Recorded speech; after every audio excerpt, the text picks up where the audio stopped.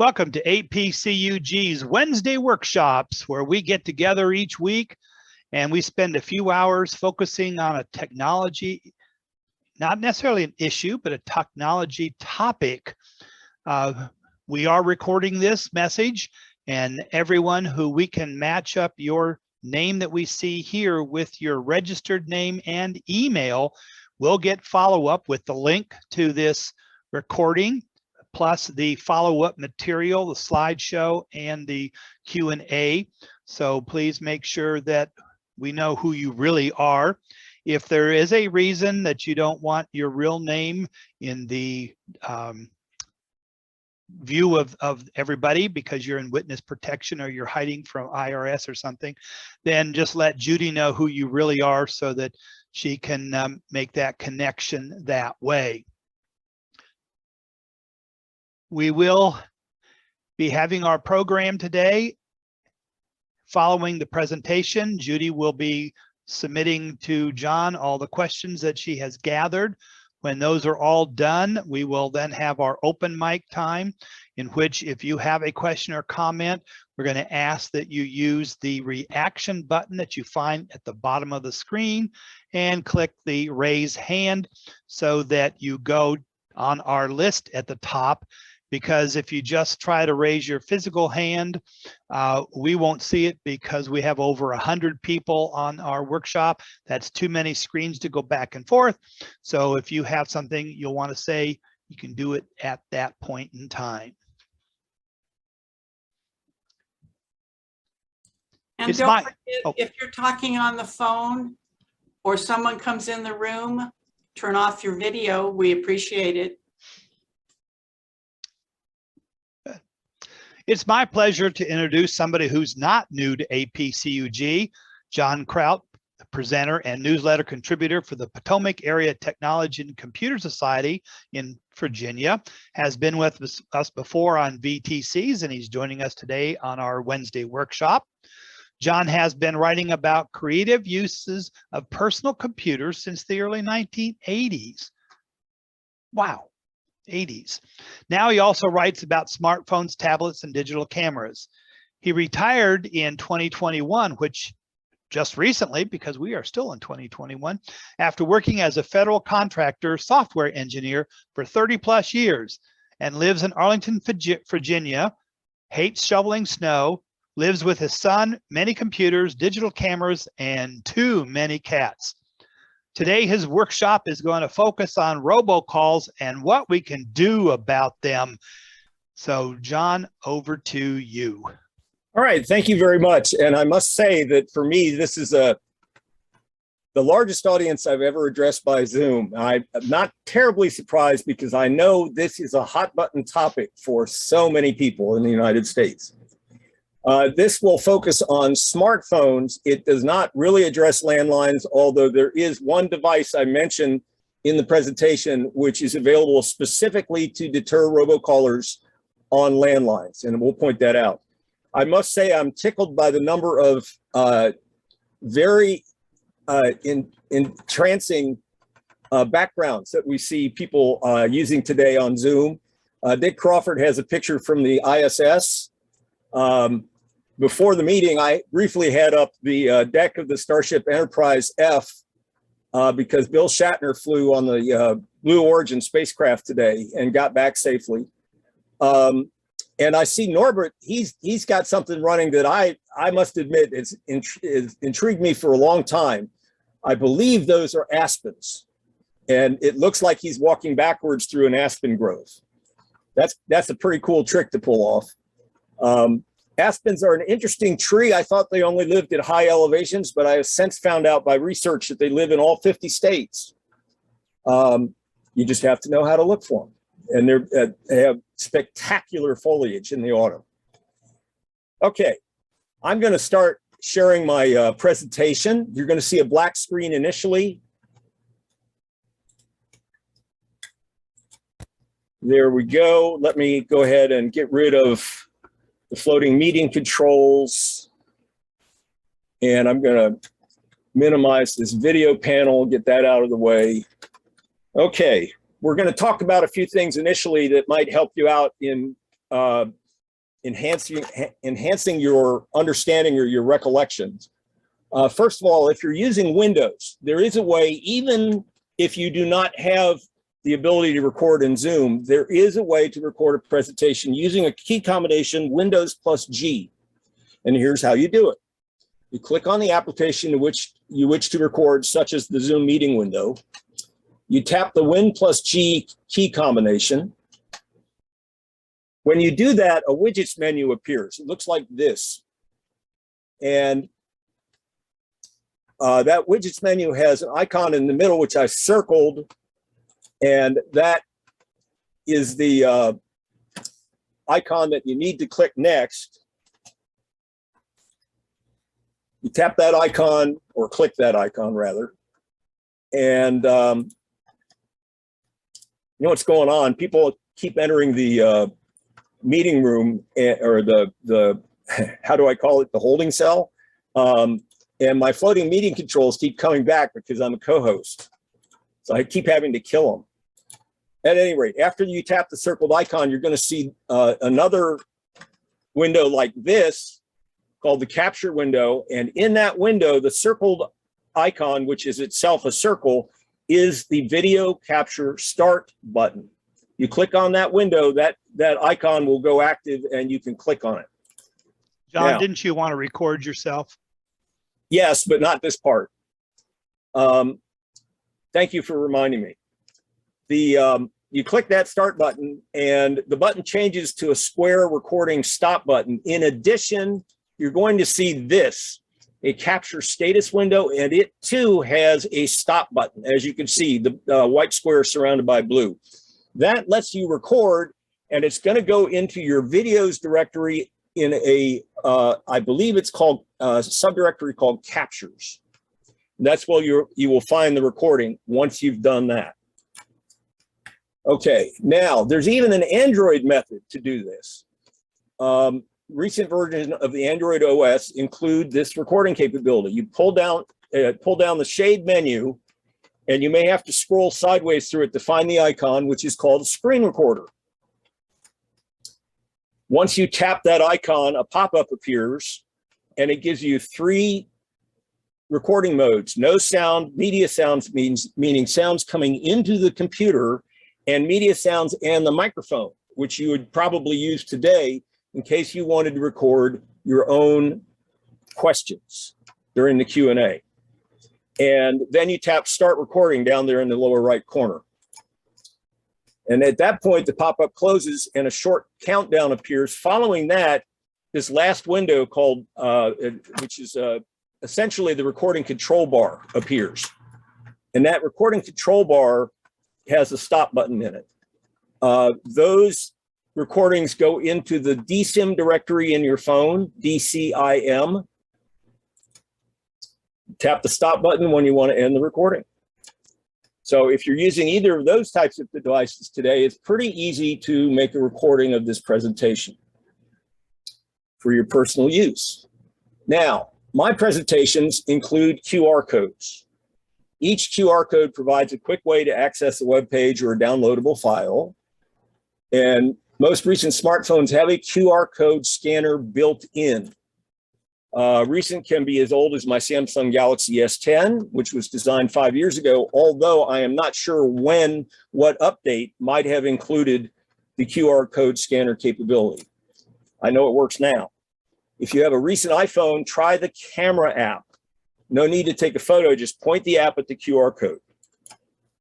Now, in Android phones and tablets, in the pull-down shade menu of the home screen, look for the icon called Scan QR Code. Tap that icon. A Scan QR Code screen opens. You point the camera at the QR code you want to scan. It will be recognized automatically. The screen scans that code. The QR code content appears on the screen. And if it's a URL, then you can tap that URL to open that web page in your Android browser. So that's a quick way to use QR codes. On my Galaxy S10 phone, the camera app itself also acts as a QR code scanner. Point it at a QR code and it will scan it immediately. There is no need to push the shutter button. Bill James, who's on the call today, he found in his Samsung Galaxy S21, the camera app does not scan QR codes. There appears to be a setting that can be adjusted to make it do that. Bill adjusted that and it still didn't work. So it may be a more complex situation. Now, if you can't get either one of those to work on your Apple iPhone or your Android phone, you can go to the App Store, which is Google Play Store or the Apple App Store, and download a free QR code scanning app. So those are many different ways you can approach the need to make use of an app in a or use of a QR code in a presentation. Okay. So this presentation today is titled Complete Robocall Defense. To give credit where credit is due, I developed this based on a general outline published by a columnist named Paul Brodus on MarketWatch.com. And he didn't publish the mechanism for making this happen because it would have taken too much time. But we're going to see how it works step by step. Now, you don't need to be told this, but you probably haven't heard the statistics. Robocalls really are a very pervasive problem. I read this in the Washington Post. The estimated robocall volume in March 2019 was 5.2 billion calls in the United States. And as it happens, if you figure out how many seconds were contained in the month of March, it's about 2.6 million. Divide 5.2 billion by 2.6 million, and get this, the robocall rate per second was about 2,000. That's big. Okay, now the FBI produces an annual Internet Crime Complaint Report known as the IC3. And CNN.com reported in October of 2019 that according to the report for the calendar year 2018, 26,379 people reported falling for phishing. Now, you've heard this term for years with regard to email, but it's also widely used by robocallers. They attempt to convince you falsely that the caller has a legitimate need for your social security number, your date of birth, your account ID and password, and other identifying information. There's no such thing as a legitimate need. The people who reported falling for phishing also reported how much they lost. It was nearly $50 million. About $1,900 on average per person. Some lost more, some lost less. It hurt everybody who suffered that.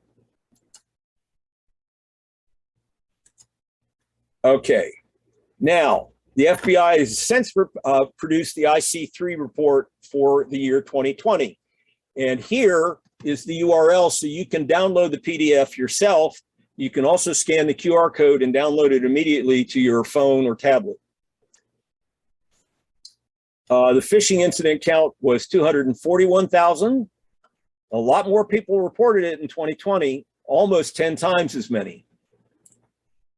And the total phishing count, a dollar volume loss was only a little bit more, $54,000. And what that suggests to me is that people with lower losses realized it was worthwhile to report them. So the average that year was only about $224. Again, some people lost a lot more, some people less, but they all reported it and it hurt every one of them, which is why they reported it. So we're going to try to figure out how you can avoid that by limiting robocall access to your phone.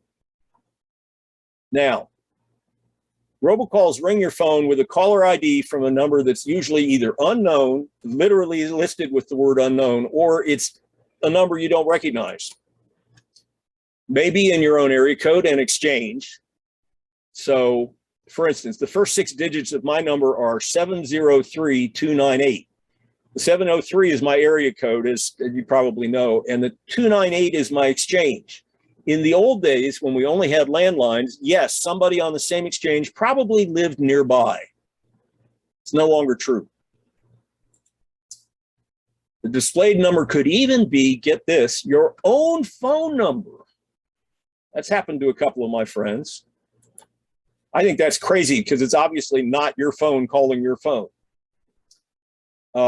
Now, this is a problem that I suffered on a weekly basis. Robocall voicemails may frequently clog your voicemail inbox to its limit. And when that happens, people you want to hear from cannot leave a voicemail for you. So that's a related problem to the simple annoyance of robocalls. And that gets us to the goals of robocall defense. What are we trying to achieve? We want to, first of all, prevent robocalls from ringing your phone. And yes, there is a way to do that on both Android phones and iPhones. We want to prevent robocalls from leaving voicemail for you, so your voicemail inbox doesn't get filled up so frequently. We want to convince robocall systems not to call your number again. In addition, in this presentation, you'll learn the jargon and you can convince your family and friends that you are an expert. How about that? All right, so let's look at some past methods to deter robocalls. And the first thing we're going to look at is a device that was marketed in the 1990s called Telus Zapper, and it is still available today. This is a commercial product for landlines. You simply insert it on the landline between your landline and your phone, or your landline and your answering machine if you have a physical answering machine. Now, what it did, and this is very important because we're going to come back to this. We're going to find it's going to be very useful to us. It played the famous 3 tones known as special information tones. Those are the tones that precede the message that says your line is disconnected. Now, of course, it doesn't also say your line is disconnected. It just plays the 3 tone. But the critical point is that those 3 tones convince robocallers that your line is disconnected, and they don't listen for anything else. They hang up because otherwise it's a waste of their time. Telus Zapper, as I mentioned, is still available. I found it on Amazon recently. There's another system that was introduced in the late 90s. It's called DoNotCall.gov. And this is a website created by the US Federal Trade Commission. And it allows US consumers to identify themselves and their phone numbers. And what's the point of that? The point of that is if you choose to do that, then any cold call, meaning a call from a business having no prior business relationship with you, subjects the cold caller to a fine of $11,000 per call. That is a lot of money. Now, the FTC relies on the call recipient to obtain the caller's true caller ID or the return number stated by the caller on an answering system, and then provide that info to the FTC. And it worked for a few years. Once I got a cold call from a real estate agent, and I told him flat out, I'm on the DoNotCall.gov list. You're now subject to an $11,000 fine. And guess what? He kept talking. I couldn't believe it. I hung up on him. Now, this is another very important point. What is a blacklist? A blacklist is a list of caller IDs known to be used by robocall systems. And the point of a blacklist is there are various capabilities that you can use to exclude calls from a known list of caller IDs for robocall systems. For a while, the strategy worked, and it was very effective for a while to eliminate unwanted live calls from robocall systems.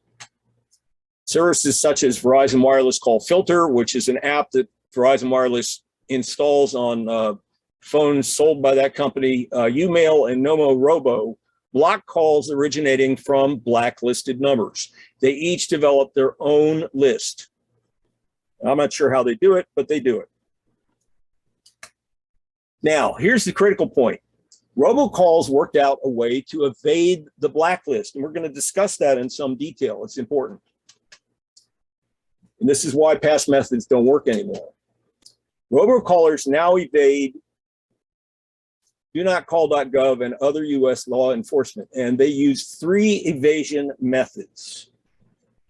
First of all, many of them call from outside of US legal jurisdiction, typically someplace where they can work out a very low cost internet connection or a very low cost connection to the phone system, the local phone system. These days, it's mostly internet. All right, now, spoofing. What is spoofing? This is the key activity that we're going to discuss in some detail. Spoofing allows callers to send a false caller ID. There was a benign business purpose behind it when it was invented, but it is now used extensively by robocall systems.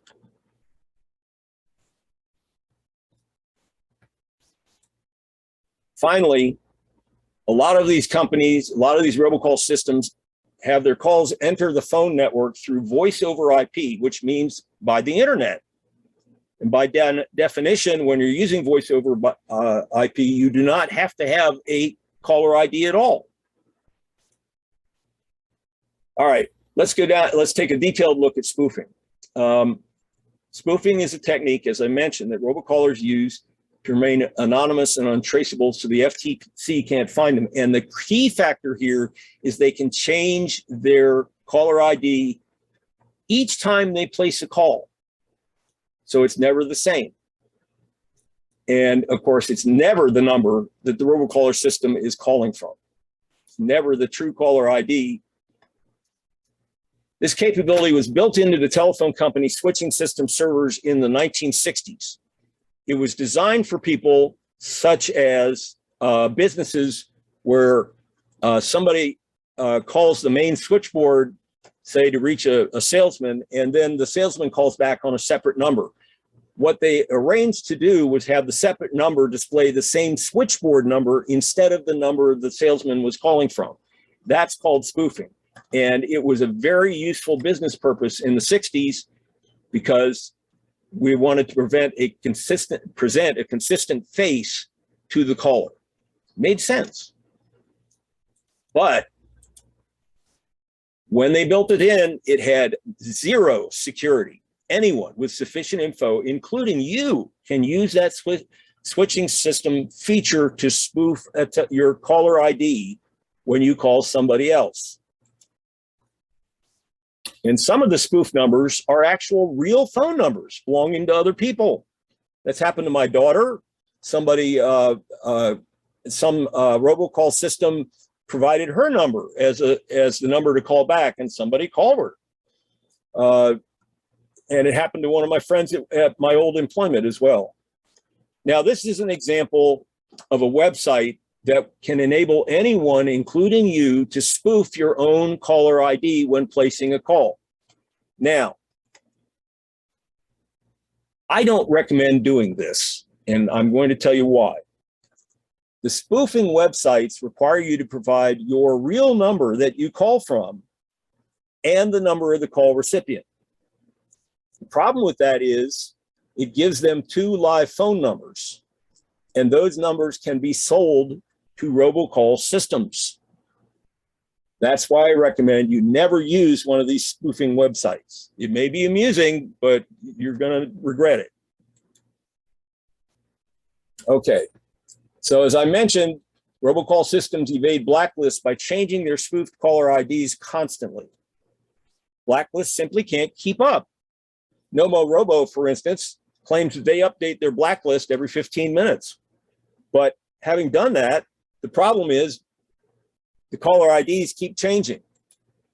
Sometimes the robocall to say 1,000 numbers will literally use 1,000 different spoofed caller IDs, a different one for each call. Now, what I'm going to teach you next is what's called a whitelist strategy to prevent robocalls from ringing your smartphone. I have documented both the Android 11 version of this, and I've also documented an iPhone version of this from back when I had a company iPhone to try it on. But unfortunately, it was a couple of major versions back on the iOS operating system. Nonetheless, I'll show it to you. So first of all, I'm going to give you a summary. It's going to tell you what we're going to do. You set your smartphone to do not disturb mode. Your smartphone will allow you to specify exceptions, meaning callers whose calls will be allowed to ring your phone.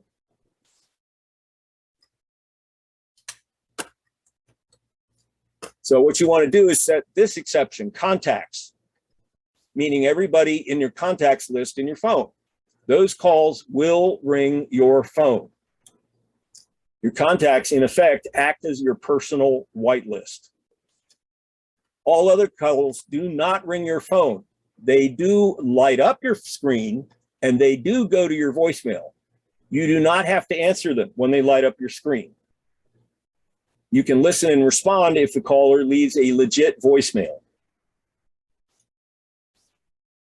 Now, your smartphone settings app has a do not disturb on-off switch, so you can turn off do not disturb easily when you need to do so. So, for instance, you may know that you expect a call from a business or individual who's not in your contacts. So at that point, you turn off do not disturb. But your smartphone also allows you to set a schedule for do not disturb. And so in my case, I set mine to start at 10 o'clock p.m. and end at 9:59 p.m. the next evening. So it's effectively 24/7. Why do this? What's the advantage of setting a schedule?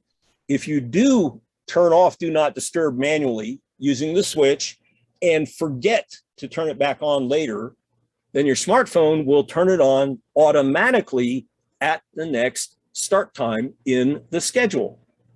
It's very simple. As I mentioned, this is a whitelist strategy.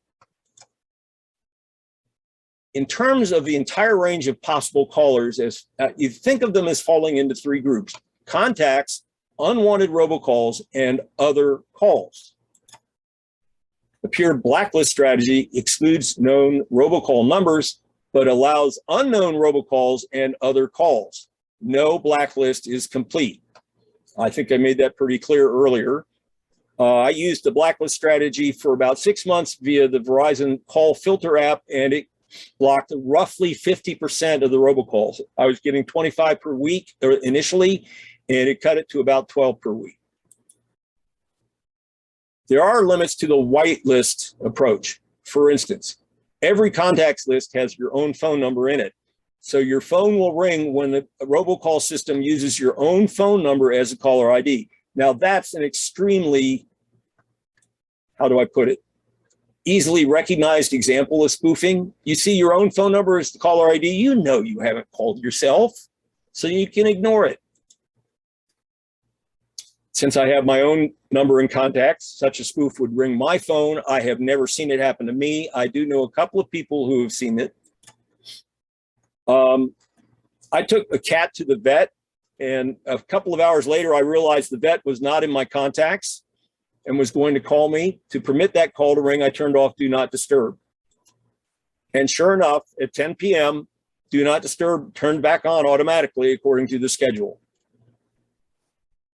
Now I've given you an outline. You're now going to see step by step how to actually do it for Android phones. After that, we're going to cover iPhones as well. Step by step. This is the kind of documentation that I wish people would provide for me. Since I know how to provide it, once I figure out how to do things like this, I document it for other people. All right, open the settings app. This is, all of these were captured from my Samsung Galaxy S10 running Android 11. Tap notifications, which I circled here. It opens the notification screen. Let's take a look at that.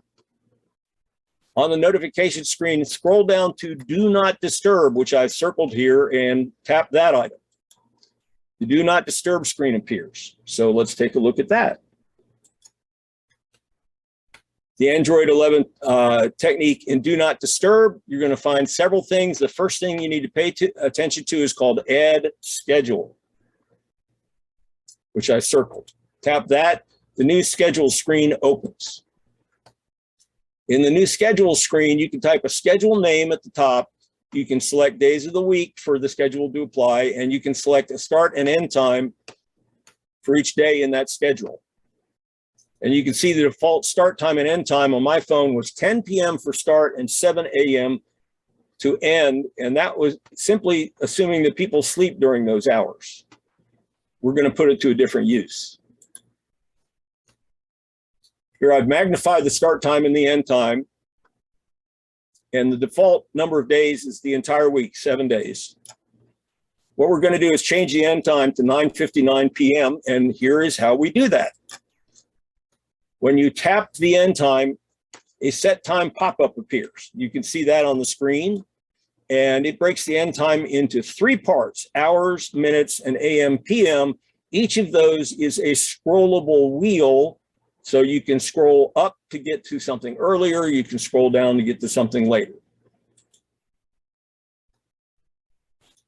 So we want to scroll the 7 to a 9, the 00 to 59, which is real easy. You scroll back once, and then AM to PM, and that's real easy too.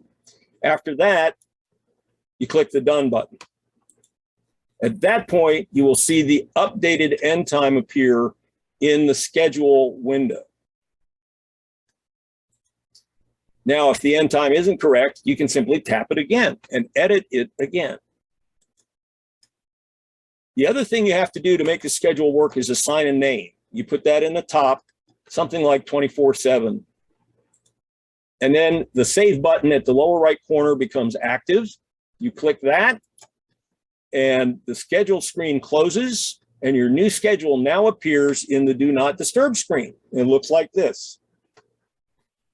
The area above Add Schedule shows the schedule you've already created. It is possible in Android 11 to create multiple schedules.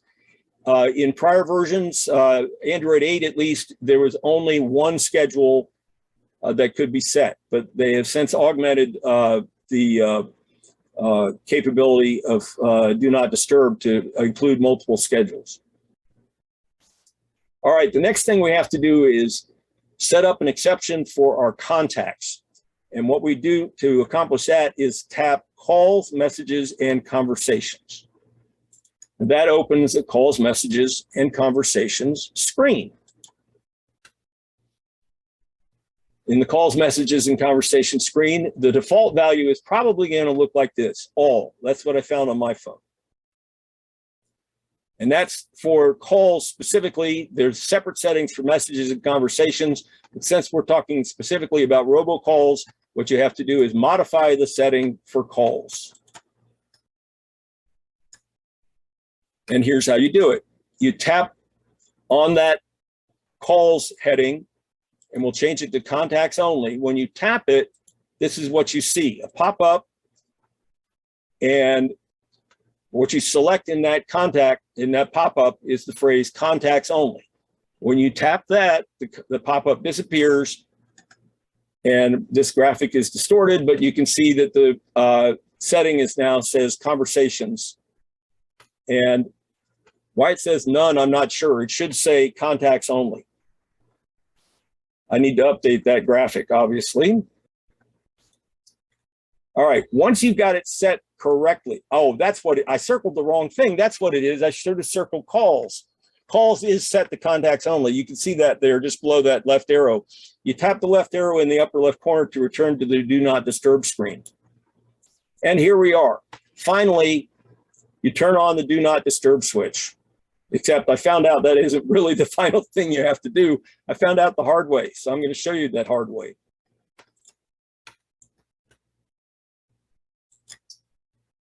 I thought that was enough. While my son and I were shopping separately at a very large grocery store in our area, my son called me. My phone screen was off and the phone was in my pocket. I heard the phone ring, and this is what I saw on the screen. Nothing. I saw no buttons to tap to accept or ignore the call. So the call went to voicemail. That's not what I wanted to happen. And here's how we fix that. In the Do Not Disturb screen, scroll down and click on Hide Notifications. And that opens, you guessed it, a Hide Notifications screen. There it is. It's very simple. Turn off every switch in the Hide Notification screen, which I did. It's actually, at the time the call came in, I was sitting waiting for the annual fall flu shot. So I had some time to kill, and I did a little exploring on my phone. I set this, I called my son, I asked him to call me back. And once you turn off all the switches, hit the upper left arrow, the arrow in the upper left corner to go back to Do Not Disturb. Once he called me again, after I turned off the hide notification switches, it all worked perfectly. His call came through and I could answer it. Now, for those of you who use prior versions of the Android operating system, if you don't find Do Not Disturb where I said to look for it under notifications, I know this in Android 8. You go to sound and vibration, and then you will find there the Do Not Disturb option. And you can do all the settings under that option in Android 8. If you have no idea, if you walk away only with the phrase Do Not Disturb in your mind, then there is a search field at the top of the main screen of settings, and just type in that phrase and it'll take you right to it. All right, that covers it for Android phones. Now we're going to take a look at iPhones. As I mentioned, when I was working for a living, I had an iPhone 6S running iOS 12.4, and so I documented that.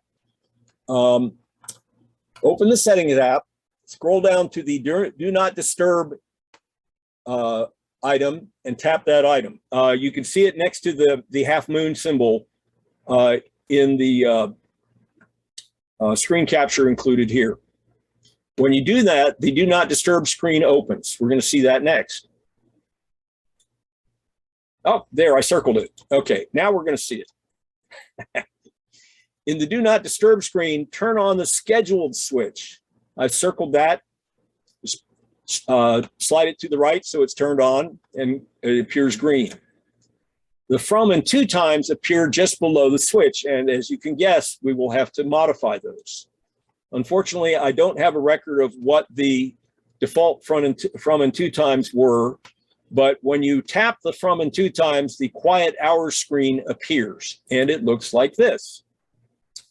In the quiet hour screen, tap the from heading, and then you can use the 3 scrolling wheels below to set the desired start time. Just like in the Android system, it's broken into 3 scrolling controls: hours, minutes, and AM, PM. Tap the to heading, and then you can set the end time of the Do Not Disturb schedule. And typically you want to set it, set the to heading so it ends 1 minute before the start heading, which effectively means 23 hours and 59 minutes later. And then finally tap the back button in the upper left corner, and then the Do Not Disturb screen reappears. Once you do that, your schedule is shown just below the button that you turned on. You can tap and update the schedule at any time you want. Now, there's a heading down here at the bottom called Allow Calls From. And that's where we set up the whitelist exception for incoming calls to allow your phone to ring. Here's what it looks like when you tap that button. The Allow Calls From screen appears, and the default setting is favorites, as you can see. What we want to do instead is tap All Contacts. That establishes the whitelist capability. Tap the back button at the top, go back to the Do Not Disturb screen.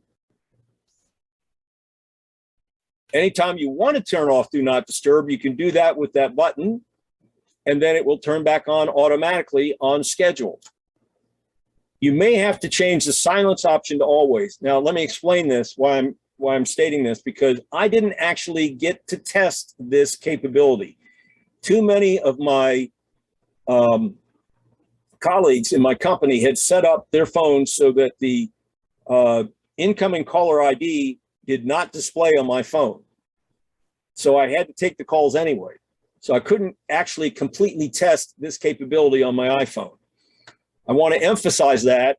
And although I don't think I mentioned it previously, the phrase is, I have not tested this on my iPhone.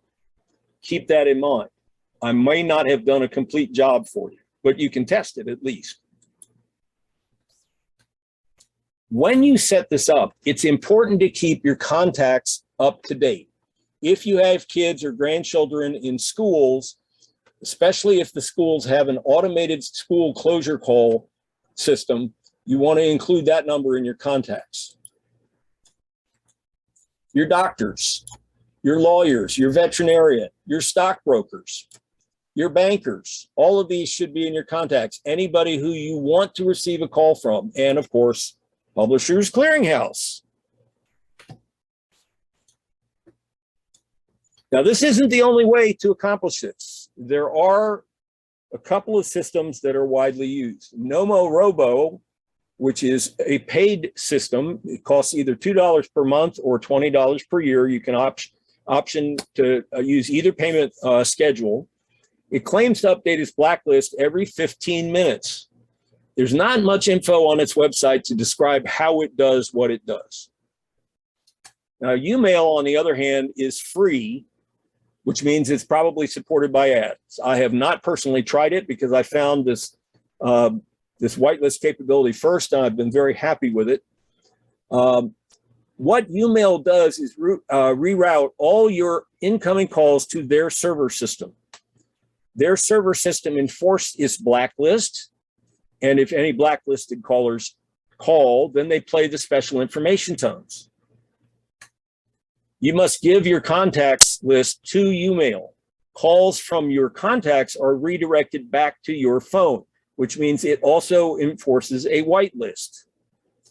In addition, any voicemails that are saved on Umail servers, not on your phone company carrier servers. And those voicemails are transcribed and sent to you as text messages. Also, you can listen to those voicemails. The advantage of the text message system is you can decide which ones you want to listen to and which ones you don't need.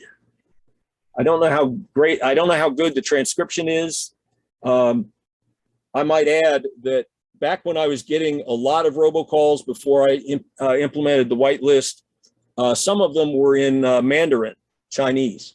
And of course, I had no idea what they were talking about, and I have no idea if Umail might be able to translate that. All right. So now we have established how to keep robocalls from ringing your phone. But we're going to look at another technique that prevents robocalls from leaving voicemails and convinces the systems that your number is disconnected, convinces them falsely that your number is disconnected, so the systems stop calling your number.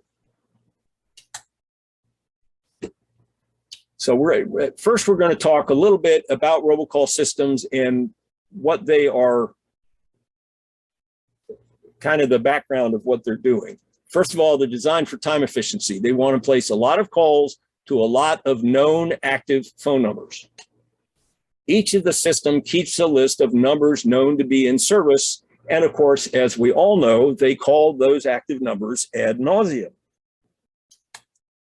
But the robocaller systems also recognize any number that answers is a valid number, and answering includes going to voicemail. So those numbers are considered active and will be called ad nauseum. However, calling numbers known to be not in service is a waste of robocaller system time. So when they encounter any number where they hear the special information tones, they recognize that that number is disconnected and they take it out of their active number list. They don't call it anymore. Robocaller systems do not leave voicemails on numbers that they have found to be disconnected. Robocaller systems delete those disconnected numbers from their list of active numbers, as I just mentioned. And we can take advantage of that behavior. So now let's review your voicemail greeting options, because our strategy is going to be use a voicemail greeting to convince these robocall systems that our number is not active anymore. First of all, for many of us, this is the default. Automatically state your phone number. You have reached 703-555-1111. Please leave a message after the beep. There's a second option. On Verizon Wireless, for instance, you have an option to record you speaking your name, and they insert that in a generic message where the computer system says, you have reached the phone of, and then it says John Krout, and then back to the computer voice, please leave a message after the beep. But there's a third option, and that's a recording of whatever you want to say for your greeting. We're going to use that. Now, this is the text of my current voicemail greeting, the part that I spoke. Hi, this is John. No, my number is not disconnected. Those tones were just meant to convince robocallers not to call me again. You can leave a message after the beep. Thank you. Now, on the next slide, I'm going to try to play this for you. We'll see if it works. Sometimes PowerPoint can be a little finicky about this.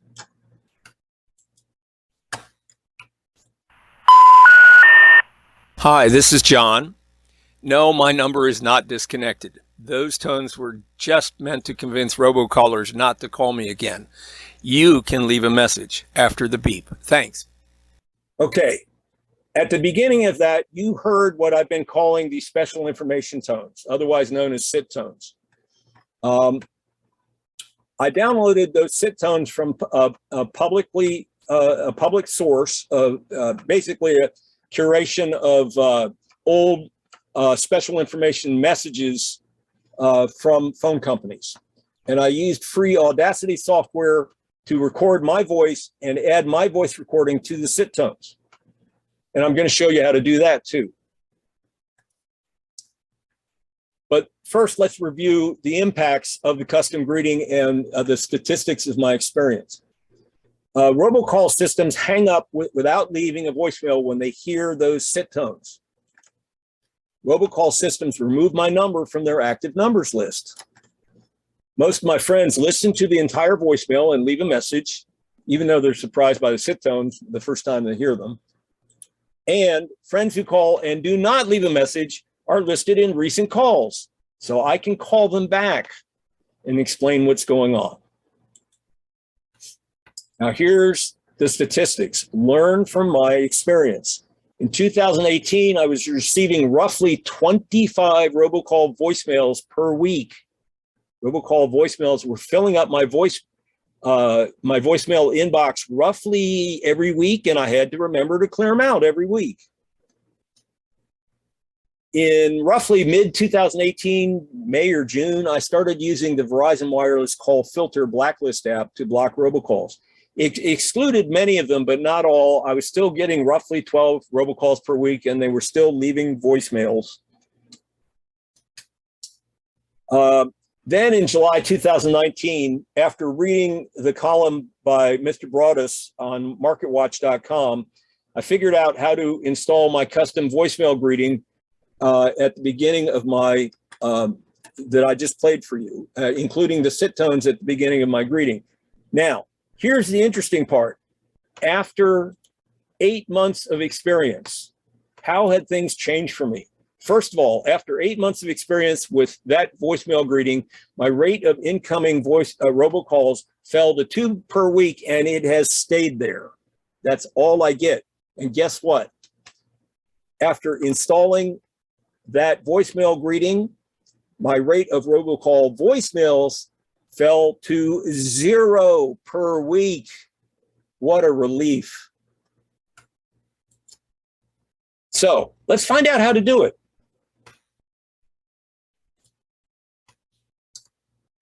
We're going to break the entire greeting strategy into 3 parts. Obtain the SIT tone recording. Well, maybe 4. Obtain the SIT tone recording. I'm going to show you how to do that. Record your own voice greeting. Very easy to do using your phone, as it happens.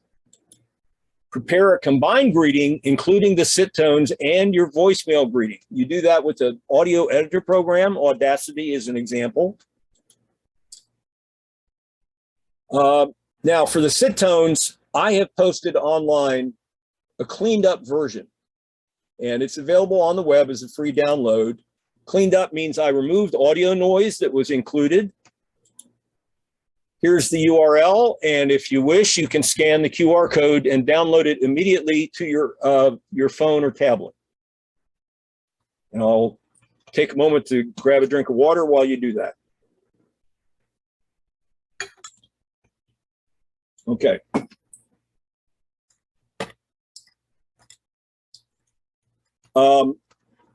You can write a script. You can use my script. I don't care. Although you don't want to say this is John. You want to use your own first name.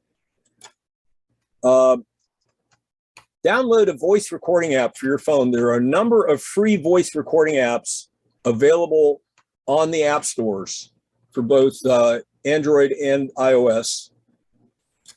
There's even one in iOS. I should mention there's even one on your phone already in iOS called Voice Memos.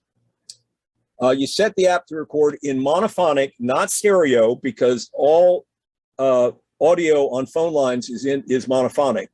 Set it to record in the highest quality so your voice is recognizable. Record your voice, your greeting, using the app. And you want to copy the recording file from your phone to your computer.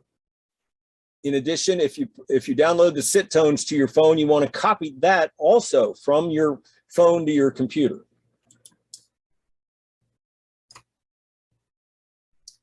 Now you've got the 2 files. How do we put them together? One way, which doesn't cost anything, is to download, install the free Audacity audio editor application on your computer. It is available for Windows, Mac, and Linux. Here's the URL. I did not provide a QR code here because you don't want to download it to your phone. You want to download it to your computer. www.audacityteam.org is the URL. Now you're about to see some steps that were recorded on my Windows 10 home computer, 64-bit version of the operating system, and it was updated to 20H2, and the Audacity version is 3.0.2. The Audacity steps to combine the opened WAV files for the voice and the SIT tones should be identical on Apple and Linux computers. On the other hand, the way that you search, the dialog box you use to search is specific to those operating systems. So here's how you do this in Audacity. Audacity has a file menu. You pull that down. You select the import choice, not the open choice. You select the import choice. That brings up a submenu to the right, and in that submenu, you select audio. When you do that, the menu closes, and in this case, I'm depicting a Windows Standard open file dialog box appears. You select the SIT tones file, and then click the open button. And here's what Audacity looks like after you do that. It loads the SIT WAV file, and it appears as a track in the Audacity window.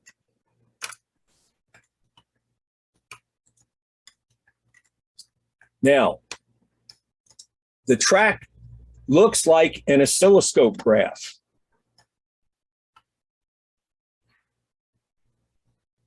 Let's see here. There we go. And time moves from left to right. And you can see the time scale appearing above the SIT tones. In this case, the SIT tones only run out to about 1.2 seconds. It's a very short recording. Now to import your voice audio file, the file menu steps are identical. You pull down the file menu, you select import, you select audio, you use the dialog window to find and open the voice audio file containing your voice, and then it appears in a second track below the first, as depicted here. This is a really cool feature in Audacity. But before we go any further, I want to offer you an analogy. Audacity works a lot like a word processor. In a word processor, you can move around words, sentences, paragraphs. You can delete text material that is no longer useful. You can select text material to be cut or copied, or for that matter, deleted. And if you're cut or copying, then you can place your cursor where you want to paste, and then tell the system to pay, or tell the word processor to paste the text there. With Audacity, instead of text, you can use indeed the same keystrokes to manipulate audio in the same ways: cut, copy, and paste. And we're going to take advantage of that. First of all, our goal here is to combine the two tracks into one. And here's how we do that. We're going to select the entire voice track and then paste it into the end of the SIT tones. How do we select the entire voice track? There's a real easy way to do that. There's a button on the voice track called Select. Click on that, and it highlights the track. You can see the highlighted track here. Now, once you've done that, the next thing you need to do is tell Audacity that you want to copy that audio. You can pull down the edit menu and select copy, or you can simply tap Control-C. You don't have to use the menus. Notice the time scale.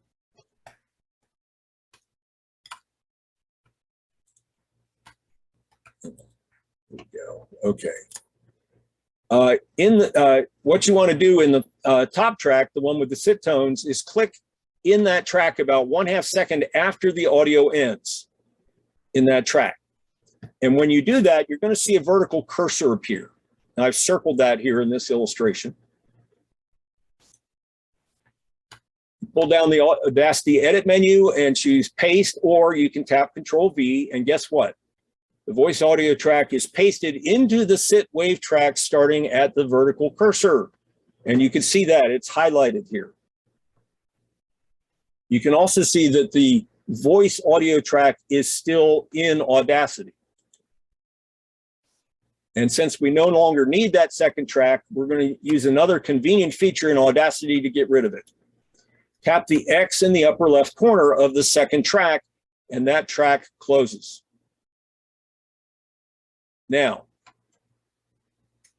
you've got a complete recording. You can play it, listen to it, make sure it sounds good. You may have to change the volume on the voice track, although I don't think it, generally speaking, I think that's not terribly necessary. In the Audacity file menu, select Export. A submenu appears. Choose Export as Wave. It's file type. Use the standard dialog box to select a known folder and export the combined audio file to that folder. You have to know where to put it so you can find it again. And finally, do not use file save. That does not save an audio file. That's very important in Audacity. The only way to save an audio file is to use export in the file menu. File save does not save an audio file. All right. Now, folks, we're getting close to the end. How to install the combined greeting.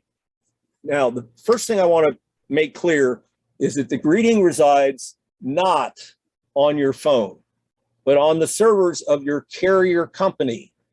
For instance, AT&T or T-Mobile or Verizon Wireless.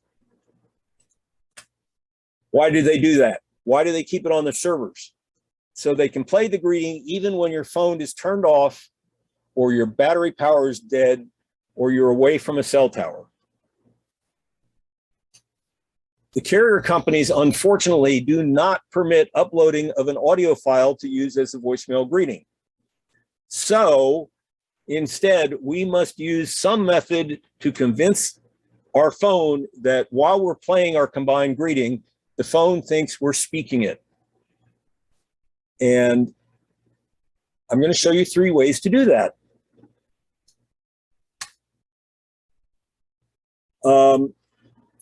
First of all, before I explain the 3 audio methods, I want to tell you that, at least on Verizon Wireless, the method to start recording a custom voicemail greeting is kind of convoluted, and I recommend that you test it once or twice before you try the sequence of steps that I'm going to explain to you. So you got to, if you're on AT&T or you're on T-Mobile, there may be other systems very different from Verizon Wireless. So at this point, I'm not going to try to teach you how to do just the Verizon Wireless method. You have to use the method that's provided by your carrier. You got to learn and practice that method before you try to record the combined greeting as a custom greeting on your phone or through your phone. So these are the 3 ways to speak the combined greeting. And I've given each of them a name. Lo-fi. And this one has existed for a very long time. Hold the phone to a computer speaker, set up the phone to start recording a greeting, and after you do that, play the combined greeting on the computer so the phone hears it. How old is this method? Well, let's just give you an example. I owned a monophonic tape recorder in 1963 when the Beatles performed on the Ed Sullivan Show. I held the microphone up to the TV speaker and made a very lo-fi recording of the Beatles performance. It's been a long time, folks. People have been doing this even before I did it. Now, there's a cash out of pocket method, and that allows you to buy a cable to connect the computer audio output socket to the phone's microphone input socket, which is part of the headset socket on all but the most recent iPhones. And finally, the Wi-Fi method allows you to send the computer audio directly to the phone's microphone device using an app on your phone combined with an application on your computer. We're going to actually talk about that first. Unfortunately, it's only available for Android.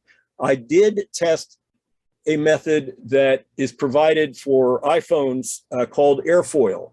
And it lacks one key feature. It does not, you will hear the audio on your iPhone that's played on your computer, but it will not go into the microphone device on the iPhone. So I'm not going to describe Airfoil any further. For Android, you use a personal computer application called SoundWire and a corresponding phone app called SoundWire. They're both free downloads, and here's what it does. The app and the application must be on the same local area network, and that means if you run a VPN on your computer, or a VPN client on your computer or on your phone, you must turn them off so that the 2 devices are on the same local area network. The computer application acts as a server. It captures audio that's played on the computer, and it sends it to the phone through the LAN. Oh, why is this slide appearing again? That shouldn't happen. Let's go on to the next slide. The SoundWire application for your computer is available for free from georgielabs.net. Here's the georgielabs.net homepage, and you'll see icons in it for Windows XP and later versions, as well as for Linux and Raspberry Pi. Unfortunately, it does not support Macintosh computers. You click on the version for your personal computer OS, and that will begin the download to your computer of the application. Once you download it, then you install it. This is what it looks like when I'm running it on my Windows computer. First of all, there's two things you really have to pay attention to. The server IP address, which I've circled here, that's critical info that you may need to later to type into the phone app, which I haven't shown you yet. The second thing is this business. The status is disconnected. That is normal. Do not panic just because it appears in red. It doesn't mean anything's broken. It just means that you haven't started the app on your phone yet. So now let's look at that app on the phone. This screen image was captured on my Samsung Galaxy S10 back when it was running Android 10 a year and a half ago, 2 years ago. It's a very simple app, and you'll notice it has a big button in the middle, and then it has a field down below called Server, which is initially filled in with auto locate. Tap and hold, once you've got the application running on the computer, tap and hold the big button in the app for about 1/3 of a second. Now, the app may automatically connect to the computer application.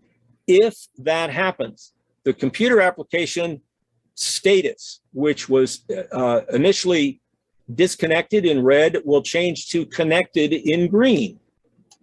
Very easy to recognize. Now, if it doesn't connect, you type the server IP address into the server field and tap and hold the big button again. At that point, if you are literally on the same local area network, then the two things will connect. And the server status will, the status on the computer application will change to connected.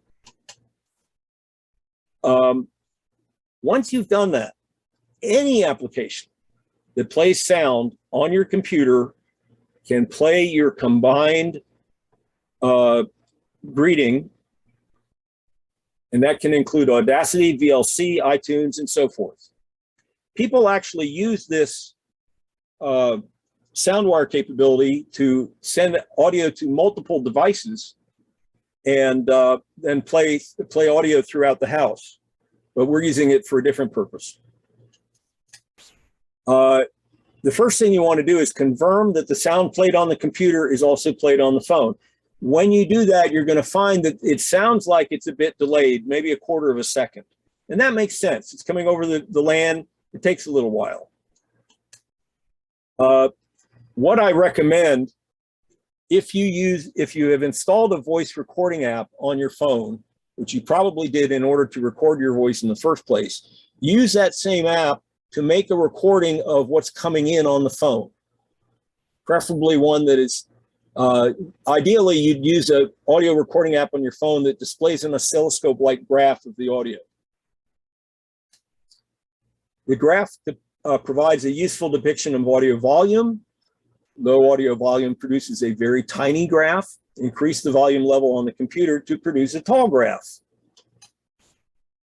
While using SoundWire, the microphones on the Android phone remain live, and they pick up not only incoming sound from the LAN via SoundWire, but also any ambient noise and computer speaker audio. And so sometimes you end up with multiple echoes. So disconnect or mute the speakers on your computer and block the microphones on the phone. You can do that with masking tape or electrical tape or bandage tape. That will eliminate all the ambient noise that's being picked up by the phone. And retry a test recording at that point. Once you are comfortable that you've got a clean test recording at good volume, then you're ready to transfer audio into the new voicemail greeting system on your phone. Now, there's a third method, which I call cash out of pocket, because it involves people buying a cable that they probably never heard of before. It's called an attenuator cable. The cable reduces the audio signal voltage from the line level produced by your computer to the microphone level required by your smartphone microphone input. One cable end has a connector with 2 black rings. You can see that on the left in this photo. That end attaches to the computer's speaker output of your computer, sorry. And the other cable end has a connector with 3 black rings. You attach that end to the microphone input on your phone. Now, if you have an Apple phone, and it's one of the most recent ones where they no longer have a physical socket, you'll have to use the adapter that's provided by Apple to attach the microphone end of the cable into your phone. I have sort of a sad story to report. I found a great deal on an attenuator cable from mycablemart.com, which is a company in Minnesota. It was described as an adapter, but it does in fact attenuate. And actually it's the cable I depicted here, and it had a dirt cheap price. Here's the part number, and here's the price. I bought it. I already owned 3 or 4 attenuator cables, but I wanted to make sure it worked. And with my old iPhone, the one I have for testing is an iPhone 5, it worked like a champ. It did the job perfectly. But yesterday I checked my Cable Mart just to be sure, and what did I find? CableMart.com no longer lists this product. Oh, I'm so sorry, because I got to tell you, they cost between roughly 20 and 30 bucks on Amazon. And you definitely need to look for a version that describes it as a 25 dB attenuation. Do not buy a 35 dB. That cuts the audio level too much. I mentioned this already. Recent models of iPhone lack a headset socket. Use the Lightning to headset adapter cable. I mentioned the Voice Memos app for iPhone. You can use that to make your test recordings. On my computer, when I connected the attenuator cable to the audio output, the green 1/8" diameter green socket, it disabled the speaker outs, and when I attach it to the phone, it disabled the phone speaker. That was on my iPhone. All right. Finally, I could not install a voicemail greeting using my ancient iPhone 5 because it's already retired. It's not connected to the phone system any longer, but the cable provided very good quality test audio.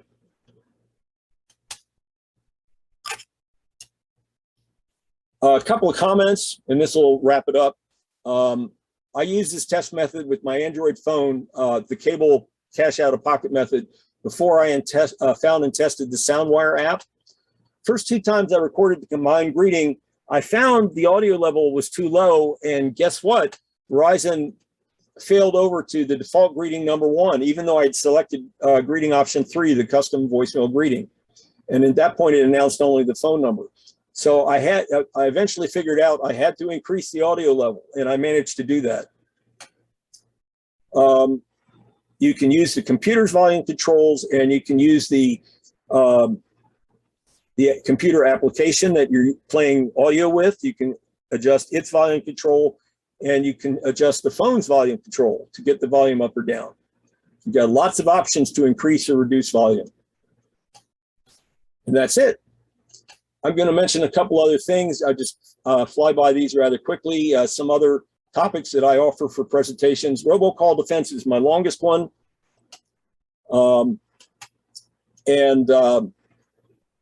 actually did how to prevent theft of keyless car entries last night for the Los Angeles Computer Society. There we go. All right, time for questions. Let me stop the share.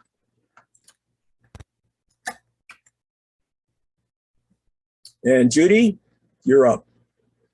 Thank you, John. Great presentation. We appreciate it.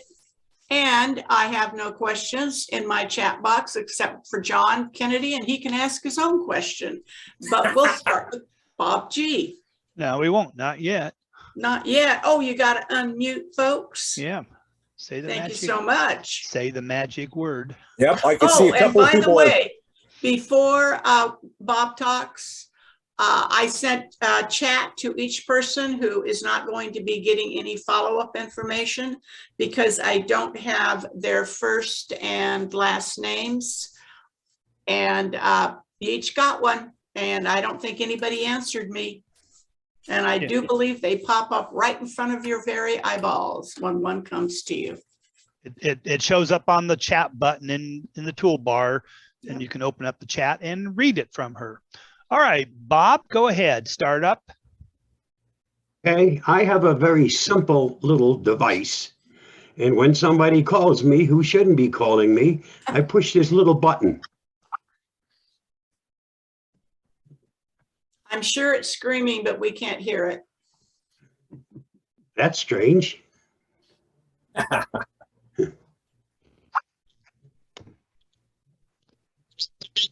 Nope, it has to be at your microphone. Yeah, don't hold it up to the computer. Hold it up to your How microphone, about Bob. your mic? Hold it up to your microphone. The microphone happens to be right where the camera is. That is okay, my, like mine. okay? Ah, Yeah. Well, we can imagine it. Well, in any case, it does exactly what you do when you did that, downloaded the tones, Right. and it has that recording on right. it. So when right. it comes in, I don't have to do nothing. I hold this up to the phone. That's the end of it. They never No. come back. You do have to do something. You have to answer the call. With That's Telus correct. Zapper, you do not have to answer the call on your landline. It will answer for you. I don't get anything on my landline. I only have cell phone. So Okay. So with my system, you do not have to answer the call. The voicemail greeting will play the tones for you. That's the difference. okay. And thank you for it not working so we don't get our ears hurt. And the other thing, John, That's the positive outlook. Yeah. The other thing, John, your method is I don't have to be at home in order to push that button. But if it's just Bob's cell phone, then, you know, he's got it with him. But you got to take it out of your phone. You got to, you know, quickly do that. Right. I'd like the automation better, easier. Now, I might add that Paul Broadus on MarketWatch.com also published some very interesting alternative approaches that to some extent resemble what Bob just described. One of them answered the phone and played an air horn into the phone. One of them answered the phone and stated, "Federal Fraud Commission, how may I help you?" And one of them answered the phone and said, "I'm sorry, I can't talk right now. Blood's all over the phone and the police are on the way." Absolutely. So But if it's a robocall, they don't listen to your message, do they? Nope. No. listen, I haven't tried any of these. I just thought they were amusing. That's all. Carol. Carol, go ahead and unmute. Carol. Yes, when you were talking about the iPhone and doing the setting it up on the do not disturb with, you were going back to the 12.5 thing. And what about the new settings on it? Because they changed so much and I couldn't find the do not disturb to do all those things you were talking about. At the top of the settings app, there is a search button. Tap that in the search field, type do not disturb and tell settings to search for do not disturb. I did, but it didn't come up with anything except focus status. I'm very sorry that I can't help you, but you've given me additional motivation to buy an unlocked recent iPhone just so I can answer questions like that. I honestly don't know. Perhaps somebody else on the call has a recent iPhone and can find it. It's under the focus setting. Glenn says it's under the focus setting. And this is Okay. why user groups exist, so we can answer each other's questions in this fashion. Absolutely. Mustafa, you're on. Yeah, thank you very much, John. I appreciate for presentation. It was very beneficial for me.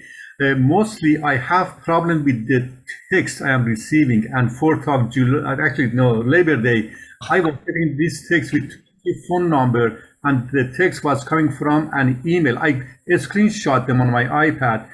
But then what happened is that it didn't leave me alone. Eventually, I used your method. I went on the don't disturb, only the contact.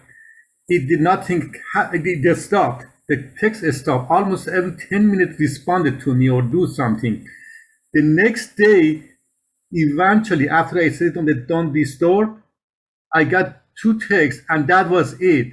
No, since then, Once in a while, I get a text with bunch of numbers, and I have to go through every single number and block them, including the last number or the first number that send the text to me with the group text numbers. And I use that one. I'm not sure what else I can do beyond this for the text. Thank you. I recognize that it's that the number of junk text messages has gone up in the past, particularly since the pandemic started. I am not sure why, but I can say that I have seen a bit of what you have described. I have not looked into ways to stop those. In my case, it's largely political. I get texts all the time. And I do know that on some of what I would call the semi-legitimate server systems that are sending these things out, if you reply with the word stop in all caps, that will automatically remove you. It doesn't work every time, but it works a lot. So that's something else that you can consider doing, is type the word stop in all caps and send that as a reply text message. Like I said, it doesn't work all the time, but it works a lot. After Jerry, I am going to ask the questions that people have sent me now. And I am so glad that I don't have to worry about this, because I don't get those kinds of things on my smartphone. I in my entire, computing career, people have talked about all that kind of stuff, and they get the pop-ups and they get this. I never get those. I'm locked down so tight security wise, it's incredible. Over to you, George. Hi. I have two questions. First is that my phone number has been used as the originating number from a robocaller. Mm-hmm. And I had somebody phone me back and say, well, what did you call about? And so it's clear that that happened. What can I do? And I'm afraid of getting blacklisted. That's the first question. The second one is, how can I test my SIP tones are being recognized by the robocallers? How can you, I'm sorry, how can I test the quality of the SIP tones that they are actually being recognized by the automated systems? Well, in a way, I've done that. I'll answer the second question first. I have done that for you, because I literally used the cleaned up SIP tones in my voicemail greetings. And I've shown you the before and after statistics of what's been accomplished. Yeah, okay. So you just see the drop in calls and you know from that. Yes, that's correct. Now, you might ask, why didn't it drop to zero? And the answer is, there's always new robocall systems coming online. And they buy an outdated list of active numbers from another robocall system and they start calling it. So like I said, my call quantity has gone down to about 2 per week. It's not zero, but on the other hand, my phone doesn't ring when they call. So from my viewpoint, the fact that it's 2 per week and 0 voicemail per week is just where I want to be. Now, your first question, George, could you repeat your first question? My phone number has been used as the originating number by robocallers. Right. Is there anything I can do to prevent myself being blacklisted? Ooh, boy, that's a good one. But that will be in the chat box, and so he'll have time to research that. And by the time I send the chat box answers out, he might have one. This is the first time I've been asked that question. I did this presentation at my own user group and also at the Huntsville PC user group. And that's the first time anybody has asked that. That's a very interesting question. Think about that. It'll be coming at you soon, probably today. Understood. An excellent presentation, John. Thank you very much. My first question. Oh, John, you're not in line. Oh, I'm in charge. Boy. You said that I got to answer it. Thank you. Oh, well. Go ahead, Ellie. Yeah, thank you, Judy Colton. Thank you, John. So actually, you did mention about the spam for text. That's something that needs perhaps some more explanation for a future workshop, either a whole one or part of one. So I wanted to know, we have so many audio cables, and I wanted to know if there's a way to identify it, whether a cable is an attenuator cable. Is there something on the tips, on the prongs, some of those rings?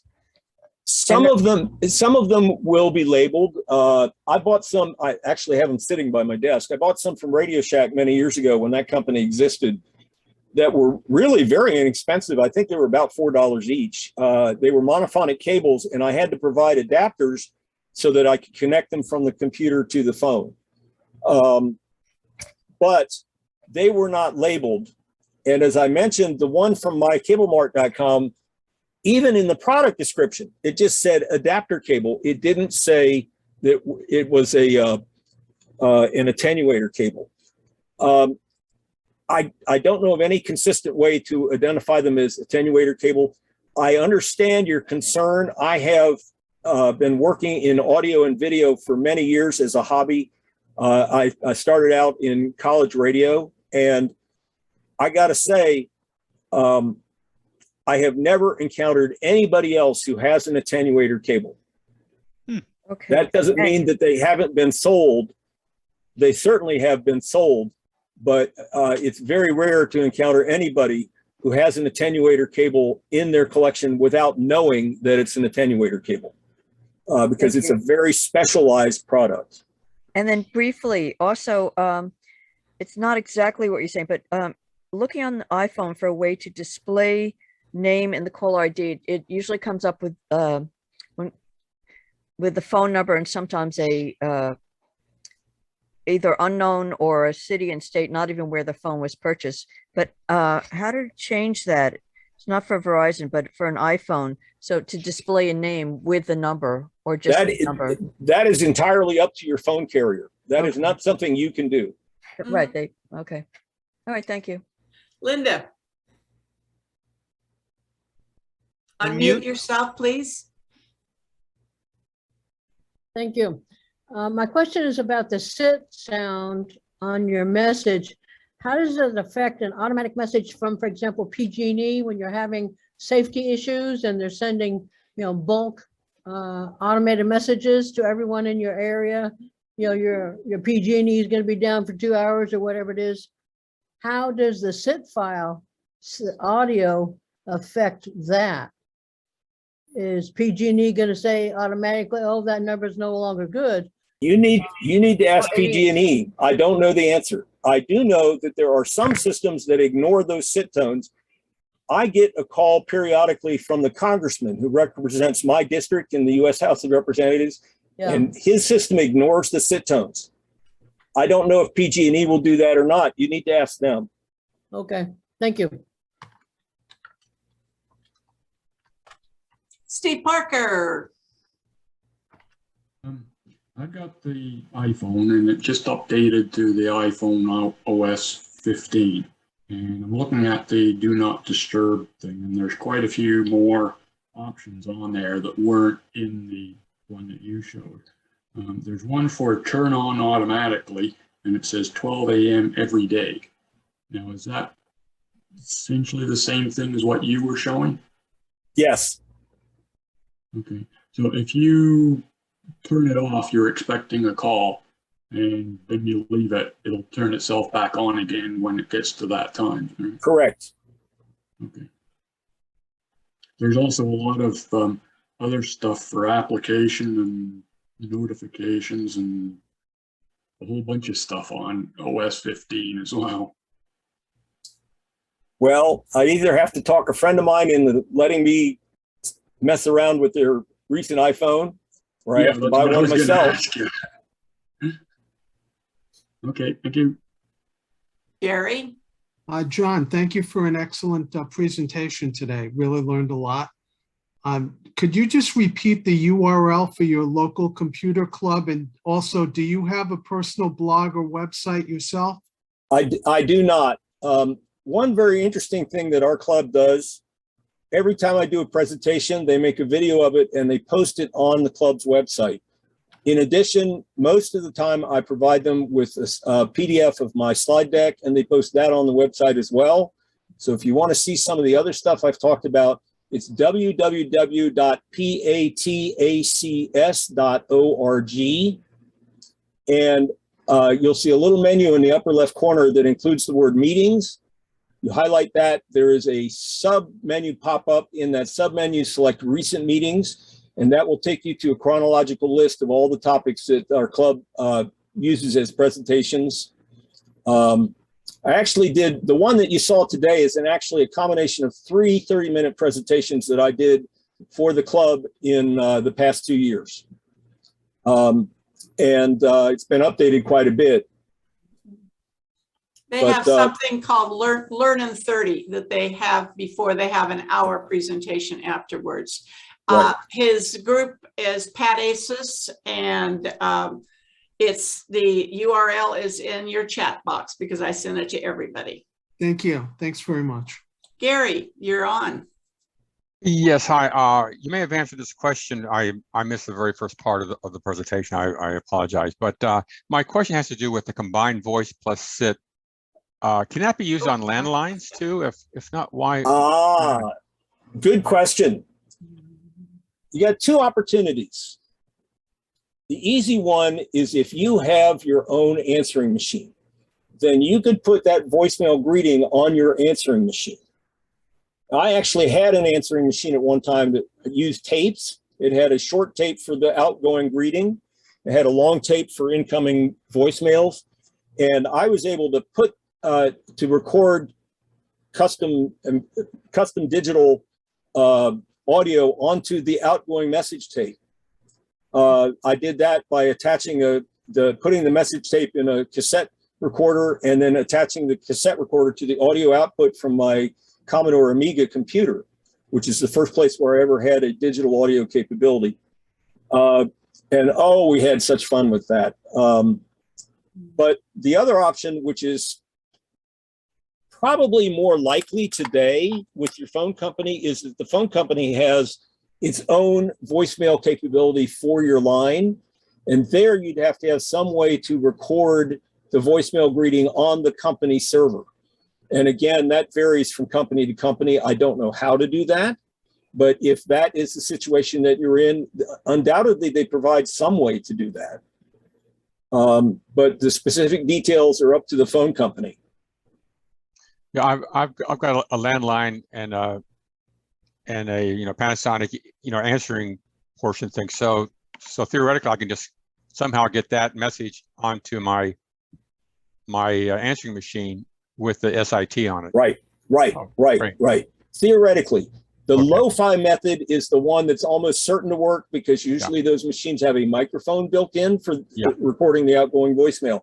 It would be nice if they also had a way to install to connect an external microphone, and then you could use the cache out of pocket method. But without seeing the answering machine, I wouldn't know what the details are. And I certainly don't want to. I'm a software engineer. I don't want to suggest a hardware hack. Okay. All right. Thank you. Appreciate it. Shelley, unmute yourself. Thank you. This is kind of related. It reminded me about something that when someone else mentioned, do not disturb. You put it on at one time and you make it go off 23 and 59 minutes later. I use that exact thing on the night light because I get vertigo when there's a bright screen. It just hurts my vision and makes my vertigo worse. So I make it dark. And I use that timing thing to have it on, 24 hours a day. I can turn it off if I need to for something, but the schedule still is there. And I think people might notice that and use it for nightlight or whatever other things that might be able to set a time when something's on. It can be Shelley, I'm glad you brought that up. There's a related feature that I use on my Android tablet and my Android phone that allows you to specify a time frame when you want to reduce the amount of blue light that's coming out of the screen. And the key factor there is that blue light tends to keep you awake. So you can switch, mine is set up to reduce the blue light at sunset and increase it at sunrise. And of course that varies from day to day, but that application has, I don't know if it makes it easier for me to sleep or not, but I figured it's chicken soup. It can't hurt and it might help. But these are important things to know. Your phone can be customized to suit your needs. Oh, Mr. Moss, you've got the time portal on your background. I'm impressed. I just noticed that. You know, I watched Bill Shatner fly up in the Blue Origin rocket today and come back safely. I'm just tickled that other people remember that old TV series.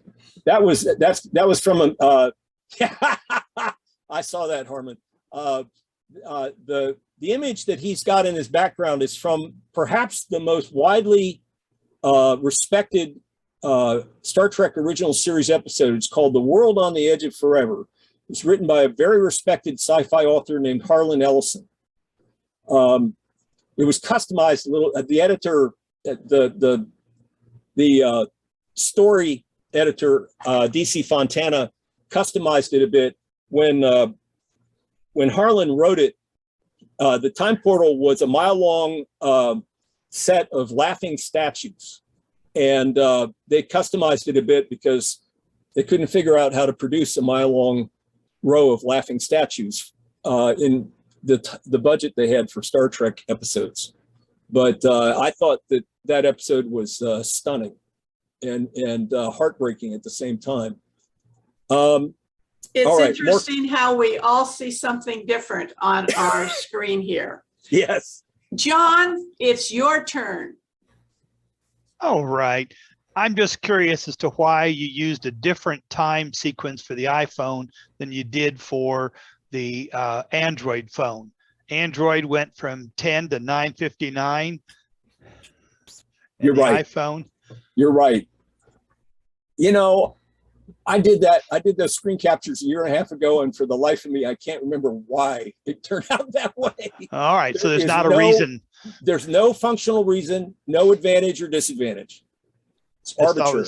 Something the iPhone couldn't handle the way No, the Android no, could. Okay. It wasn't that. It wasn't that. I'm honestly not sure at this point what it was, but I will tell you, it didn't involve anything functional. It was just something I did very quickly because I had to get the presentation ready. So you're saying any 23 hours and 59-minute sequence would work? That is exactly right. How do I set up a custom greeting on my T-Mobile iPhone? Well, as I said in the slide presentation, the methods vary by what phone type you have, iPhone or Android, and also by the carrier company that you have. I have never used T-Mobile, so I can't answer your question. I'm sorry. And I don't think I'll be able to by research either, but you could try Googling it. Actually, I can do the Google anyway. So Judy, when you send me the question, I'll get an answer. Right, thank you. What about legitimate robocalls from unknown numbers, such as medical appointment reminders and things like that? Those always come from the same number. Ask your doctor what the incoming call ID will be and put that number in your contacts list. It's very simple. Actually, not in a large medical system with more than one hospital and many medical groups affiliated with those hospitals. They do often use multiple numbers for outgoing. Providence United Healthcare sends it out from all kinds of different 800 numbers. I don't know what to tell you about that, except put them in your contacts list. That's all I can say. Or request that they send you a text message, not a phone call. That is another solution, yes.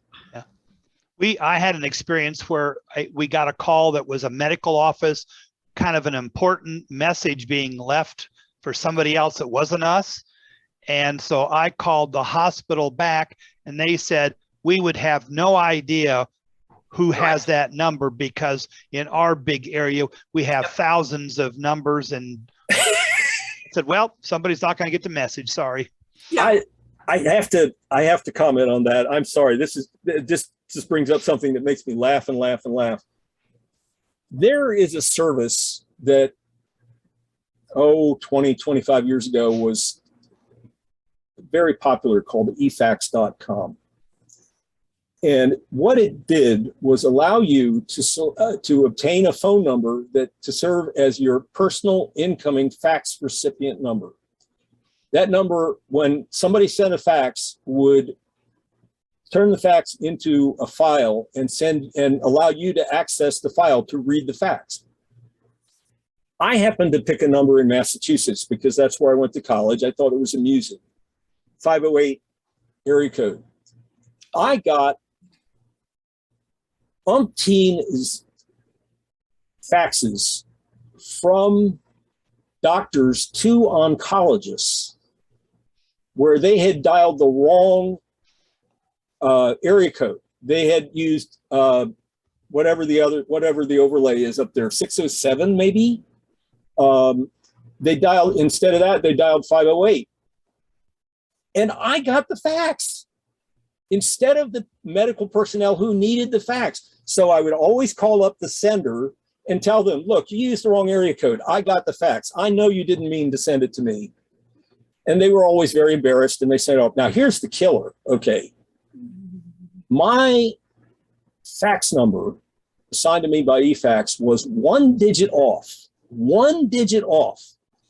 from the fax number for the U.S. Federal Reserve in Boston. Do you all know what the phrase overnight loan means in the Federal Reserve System? Banks who need temporary loans to cover known demands on deposits borrow money on a short-term basis from the U.S. Federal Reserve. I got a fax from a bank, Plymouth, Massachusetts, maybe, that wanted a $2 million overnight loan. They sent it to me because they hand-keyed the number and they made a mistake. And fortunately, it was 2 o'clock in the afternoon. I called them and I told them, look, I got your request. The Federal Reserve did not get your request. Now, each of these people, I also told them, look, put the number in the fax machine speed dial, for goodness sake, get it right. So you don't make the mistake again. Never did make that mistake. I never did hear from that bank again. Let me put it that way. So it was really entertaining for a while. Now the only things I get are ads to, let's see here, what's the most common one? Apply for a business loan. That's, I mean, you know, somebody I've never heard of. So it's no longer as entertaining as it used to be. And you didn't offer them $2 million for overnight? You know, that never occurred to me. Maybe because I don't have that much money on hand. At any rate, we've got a couple other questions. Let's get on to the questions. Clark Walker says 5 Below. If you have one of those stores in your area, they're relatively new, is a good source for audio cables. At some locations, they are low in stock, but they do keep restocking. And they also carry special Apple cables. And Christine wants to know, after you download the tone on the phone, where is it? Good question. There is a directory, a folder in the phone named downloads. 99% of the time, that's where it goes, at least on Android phones. I can't comment on Apple phones. I don't know. But there's also, if you have, for instance, on Android, if you have the capability to use the My Files app, it will allow you to search for a file name. As long as you know the file name, it'll also show you a list of recently downloaded files so you can access them quickly. So those are 3 different opportunities for you, at least on the Android side. My experience on Android has been it downloads it into the directory called downloads. Okay. Shelley, unmute yourself, please. I do that by pressing my space bar. Absolutely. Real easy.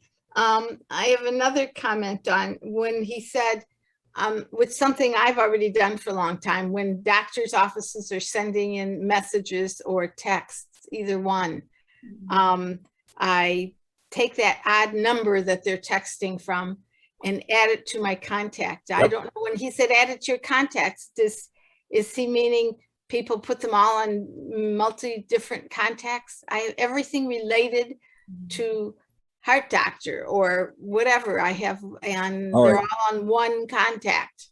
Yep, just put them in one contact. Make sure they all show the same when you receive the information, make sure the name of the sender is always the same. And the way you accomplish that is by putting all the phone numbers in that one contact in your contacts list. Janet answers the where does the tone go? On iPhone, tap File icon. SIT file is in File under Recents. Ah, very good. Thank you. Okay. Mustafa. Yeah, thank you, John. You said in response to those texts you don't want to, you click stop texting. The issue I have, I never click or anything or respond to any of them. And the reason is afraid they may connect me to the dark web or deep web or hack me or anything they can do, at which I'm not very familiar with IT things. And also my 2001 experience with emails I was receiving on Yahoo, and these marketers said stop, and then I was saying no email to me. Eventually they were sending that to the all 10, 20 brothers and sisters and getting more email. I learned not to respond, stop, or unsubscribe. So that's my hesitation on clicking on a stop or anything on my apps I receive. I think you've hit on a very legitimate point. For junk emails, there's often an unsubscribe link at the bottom of the emails. The problem with that is by unsubscribing, you have confirmed that the email address they sent to is valid. Yep. They are required by California law not to send you more emails, but they are not required by California laws, if I understand it correctly, to avoid selling that known legitimate email to others. And they might pull it off anyway, even if it's against the law. I mean, how do you enforce that sort of thing? Believe me, I hear you. Fortunately, in my email systems, I can declare the email to be spam, so email from that same sender won't show up again. Yep. Yeah.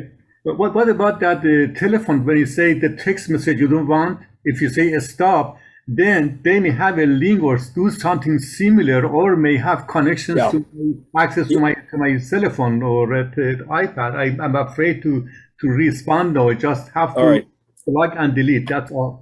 I'll tell you the way it's worked out for me. The problem is that one of my kids, back when they were in high school, told the Democratic Party that they were interested, but that was before they had their own personal cell phones, so they gave them my cell phone number. So I get, particularly at election time, I get a ton of emails asking me to get involved, not emails, text messages asking me to get involved. I happen to know the way it works there is that every one of the local and statewide party systems that use phone lists for text messaging, they buy the phone list from the Democratic National Committee. When they do that, and I send them the stop message, they delete it from their own copy, but they don't send that back to the Democratic National Committee. So the next organization that buys a copy of the phone list has my phone number again. So it's one of these constant battles. There's nothing perfect about what I suggested. I know it works with those Democratic Party systems, because then they send me a text saying, you have been removed from our list. If you want to be readmitted to the list, here's the link. And so far it's worked. But again, as I pointed out, it's not perfect because it doesn't change the master list that they're all buying to use. Do I have a perfect solution? No. The volume simply hasn't been enough for me to look into it personally to figure out a good solution that I can implement strictly on my phone. It might be in that same area of do not disturb where there's messages, and you can set up do not disturb exception for messages where it applies the whitelist to the messages. But I have not tried that. I can't speak from experience on that. And you never know when somebody where you have been or attended sells a list. Both of my daughters and I are on the alumni list for Cal State Northridge. And we have 2 grandsons that are going to be graduating, and I'm sure they're going to get on it. But we finally figured out it's the alumni list. And somebody sold an email distribution list from, I'm going to say 25 or plus years ago, because I get stuff in. I haven't been that name in 1,000 years. And I have to laugh at that one. That's just been coming recently, because I'm thinking, God, a lot of people on that list are probably dead. Yeah. But, Shelley, do you have another question, or did you just not unraise your hand? Unraise my hand, but you made me remember another thing that I did many years ago. Okay, over 50 years ago, I'll bet. I used to send for refunds for 50 cents with my 3-cent postage stamp, right? And I was worried that they were going to sell my name to mailing lists. So this will work now for other things in recent. So what I did is every time I signed up for something, I primarily used a different middle initial. When I did a craft refund, there was a K in the middle. When I did sometimes my AARP, I put an A for AARP for a middle initial, because I didn't trust them when I signed up for that. And they wound up sticking it's part of my name. It's just an A on the end of my name. So anything that comes through, I know where all those things are. By the way, those refund people did not.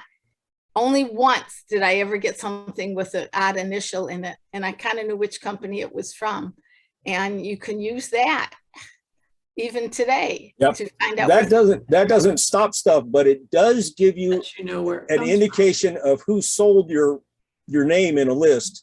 Yes. And you can go to organizations like the FTC and make them aware of it. You can go to state officials, particularly in California, which has very strong privacy laws, and make them aware of it as well. Yeah, Judy's clapping her hands. There's also immensely strong privacy laws in the European Union.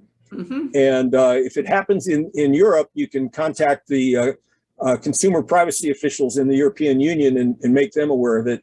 And they'll come down like a ton of bricks on the perpetrator. Every website that I go to, and if they don't have it on there, they can get fined and or whatever. I get to choose exactly what kind of cookies that I will accept. And I always just say just the little tiny ones at the top that you guys have to have, and I turn everything else off. We might be weird in California, but we have the best personal internet safety laws known to man. Elkin, your turn. Judy, I want to mention something additional. It is possible. I have not looked at every web browser on the planet, okay, but I've looked at Firefox in detail. Ooh. There is an option in Firefox so that every time you shut down the Firefox browser, it purges 100% of the cookies and history. You can do that with all of them. Yeah. And last time I looked at the Google Chrome browser, you couldn't quite do that, but they may have amended. I mean, that was over a year ago. They may have changed it since then. Certainly the laws are, particularly for a company like Google that's based in California, the laws basically force them to allow deletion of all cookies. And like I said, sometimes the cookies are required in order to, for instance, there are cookies imposed by Amazon to manage your shopping cart, for instance. And deleting those and the related cookies on Amazon are very, very, it makes it very difficult to purchase anything, but I do delete them when I shut down the browser. We have some more questions. And I tell everybody that we've been dealing with unsubscribe and security with our email. We just need to get the brain set that we do the exact same stuff with the phone. It's just a different piece of equipment, but it does the same thing. And we got to carry over everything we've been talking about for 1,000 years. Elkin, unmute yourself, please. Thank you very much, John. At the beginning of your presentation, you mentioned that you would say a few words about blocking robocalls on landlines. Could you expand on that a little, please? I did. It's I recommend using the Telus Zapper device. And if you have a VoIP phone like I do, you use Nomo Robo. Hands down, one of the best apps that anybody ever thought of. I want to comment. I recently set up a free second line, a voice over IP line through Google Phone. I can access it on my computer. I can access it on my phone. I can access it on my tablet. Very interesting experience there, because apparently the fact that that line got activated became known, and I get bursts of robocalls. Sometimes I get 3 a day, and then I'll go 4 days without any, and none of them leave voicemail. I have not put the SIT tones in the voicemail greeting on my Google Voice line, and yet nobody is leaving a voicemail. I don't know why. I don't. It's currently a mystery to me, but I comment on that because it leads me to believe that I don't need to do something like email or Nomo Robo or my voicemail greeting technique on Google Voice. Ellie, unmute yourself, please. Something new happened to me last night that I've never seen before. A discussion in the seniors group a couple of weeks ago. I asked how many people use, Google to search everything, or secret. When I'm on my computer, I use DuckDuckGo to search almost everything. But on my phone, if I push that top button to get a new tab, I can make an incognito tab. And I do it once in a while, but normally I said, it doesn't matter. I'm just searching, I want to show my husband what a moss rose was. Well, last night, when I was going back and forth on my computer, that was on my phone. I do all these plain searches on my phone. What does this instrument look like? What was odd things? I figured it didn't matter. But on my computer last night, my cursor landed on the Google search bar in the middle, and boom, 10 suggestions for searches came up on my computer, and they were the 10 things that I had last searched on my phone. Yep, absolutely. There's a couple of things going on there. I haven't seen exactly the same experience myself, but there's at least 2 ways that can happen. One is if you use the same account name for the search on the phone and you use it on the computer. In that case, it's possible that the search was recorded by, for instance, if you're using a Google account on your phone, the search was recorded by Google, and they store all sorts of stuff like that about your personal behavior in their servers. The other possibility is that you use the Windows capability to link your phone to your computer. I personally do not recommend that. I do think it's just an opportunity for this sort of cross-pollination that you just described.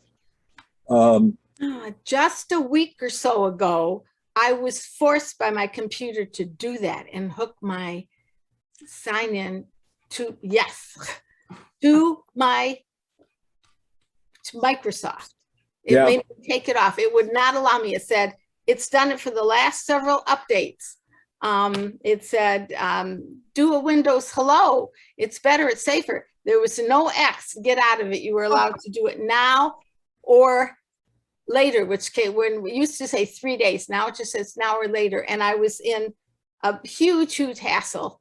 And I wound up getting, it was not let me out at all. And so I signed up for the Windows Hello. I want to get back out. So that's what did it. It happened in the last week. And I'm having extreme phone problems with my phone line and my internet. They came for the 3rd time yesterday to do another temporary fix. I don't believe it's going to hold. Kept going in and out and stuff. And all this was happening all at the same time that I was trying to get last minute tax information to an accountant. I'm telling you, this was all going on in the past week. And I just really felt like I was forced to do. And when my internet went off, it told me I'm sorry, you can't sign into your computer because there's no internet. I was so out of Okay. information. Well, we need to Okay.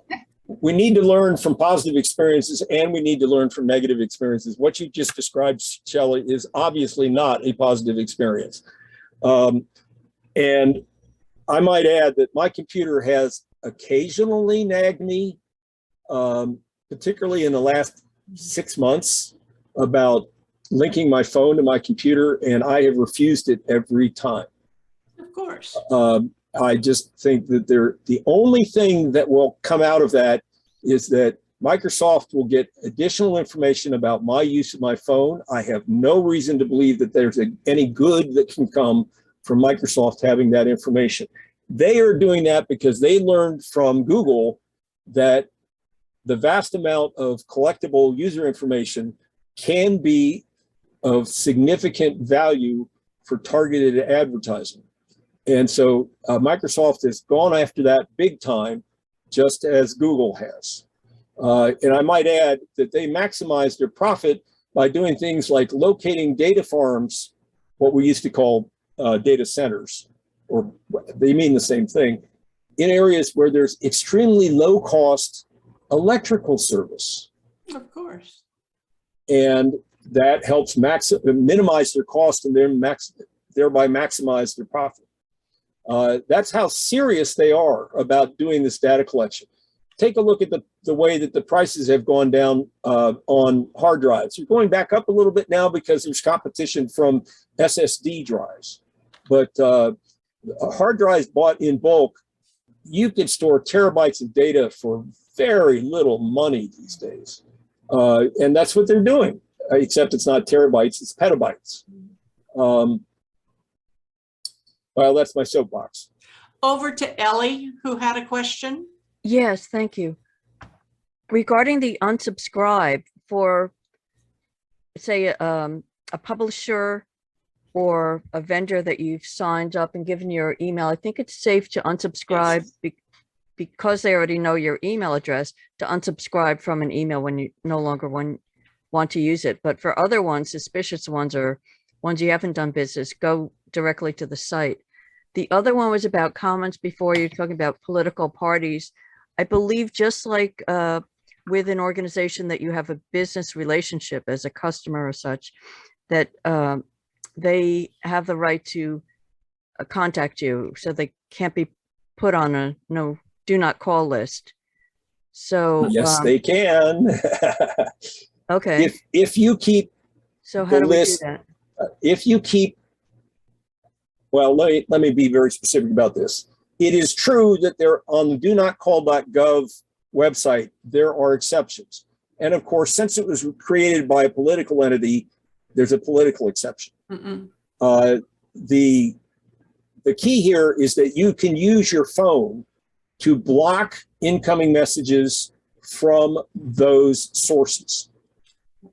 That is not DoNotCall.gov, but it is the effective way to block from those sources. You can, as I described earlier, you can also reply with the word stop in all caps. And in many cases, they will respond by saying, you've been removed from our list.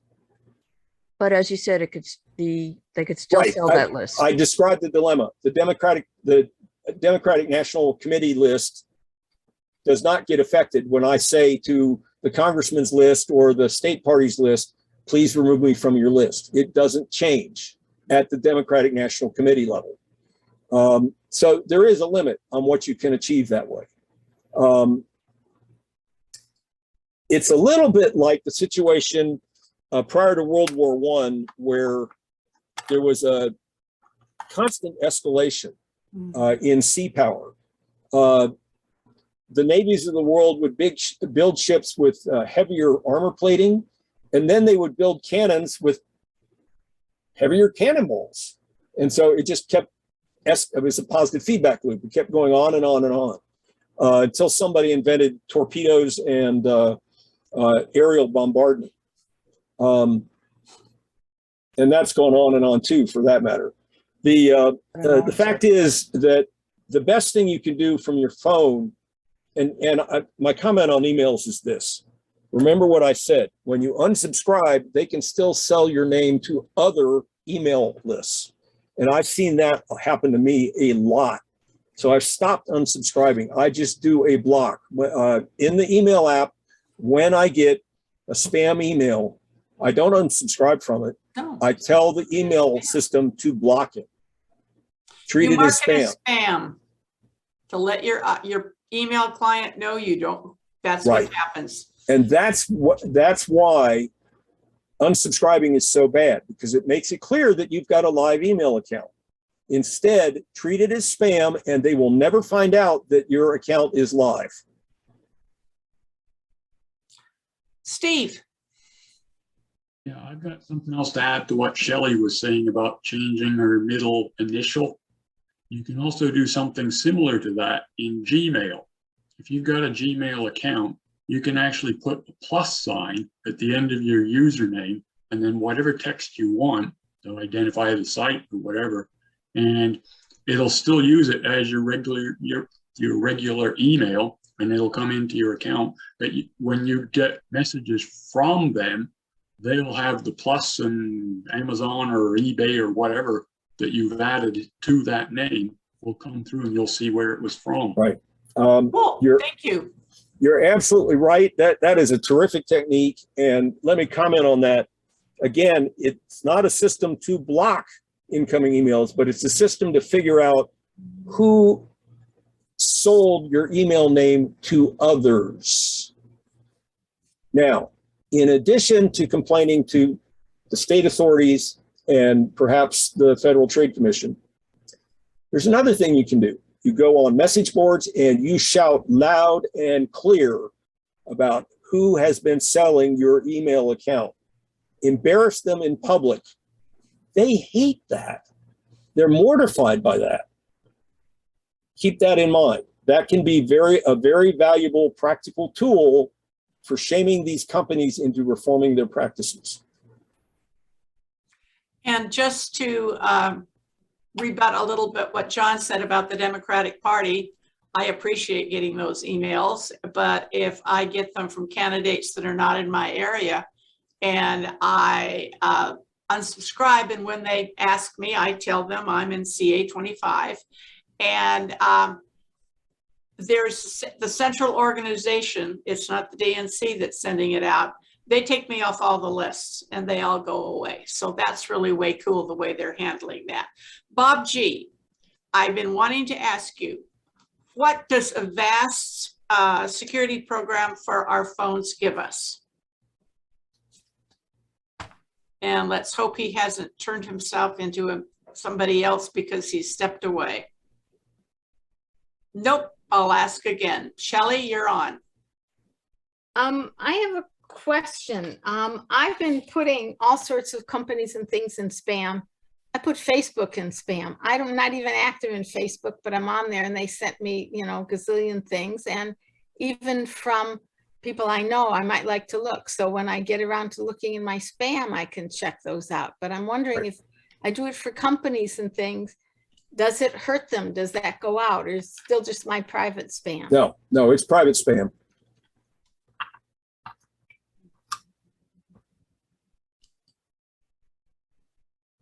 Well, keep doing that for sure.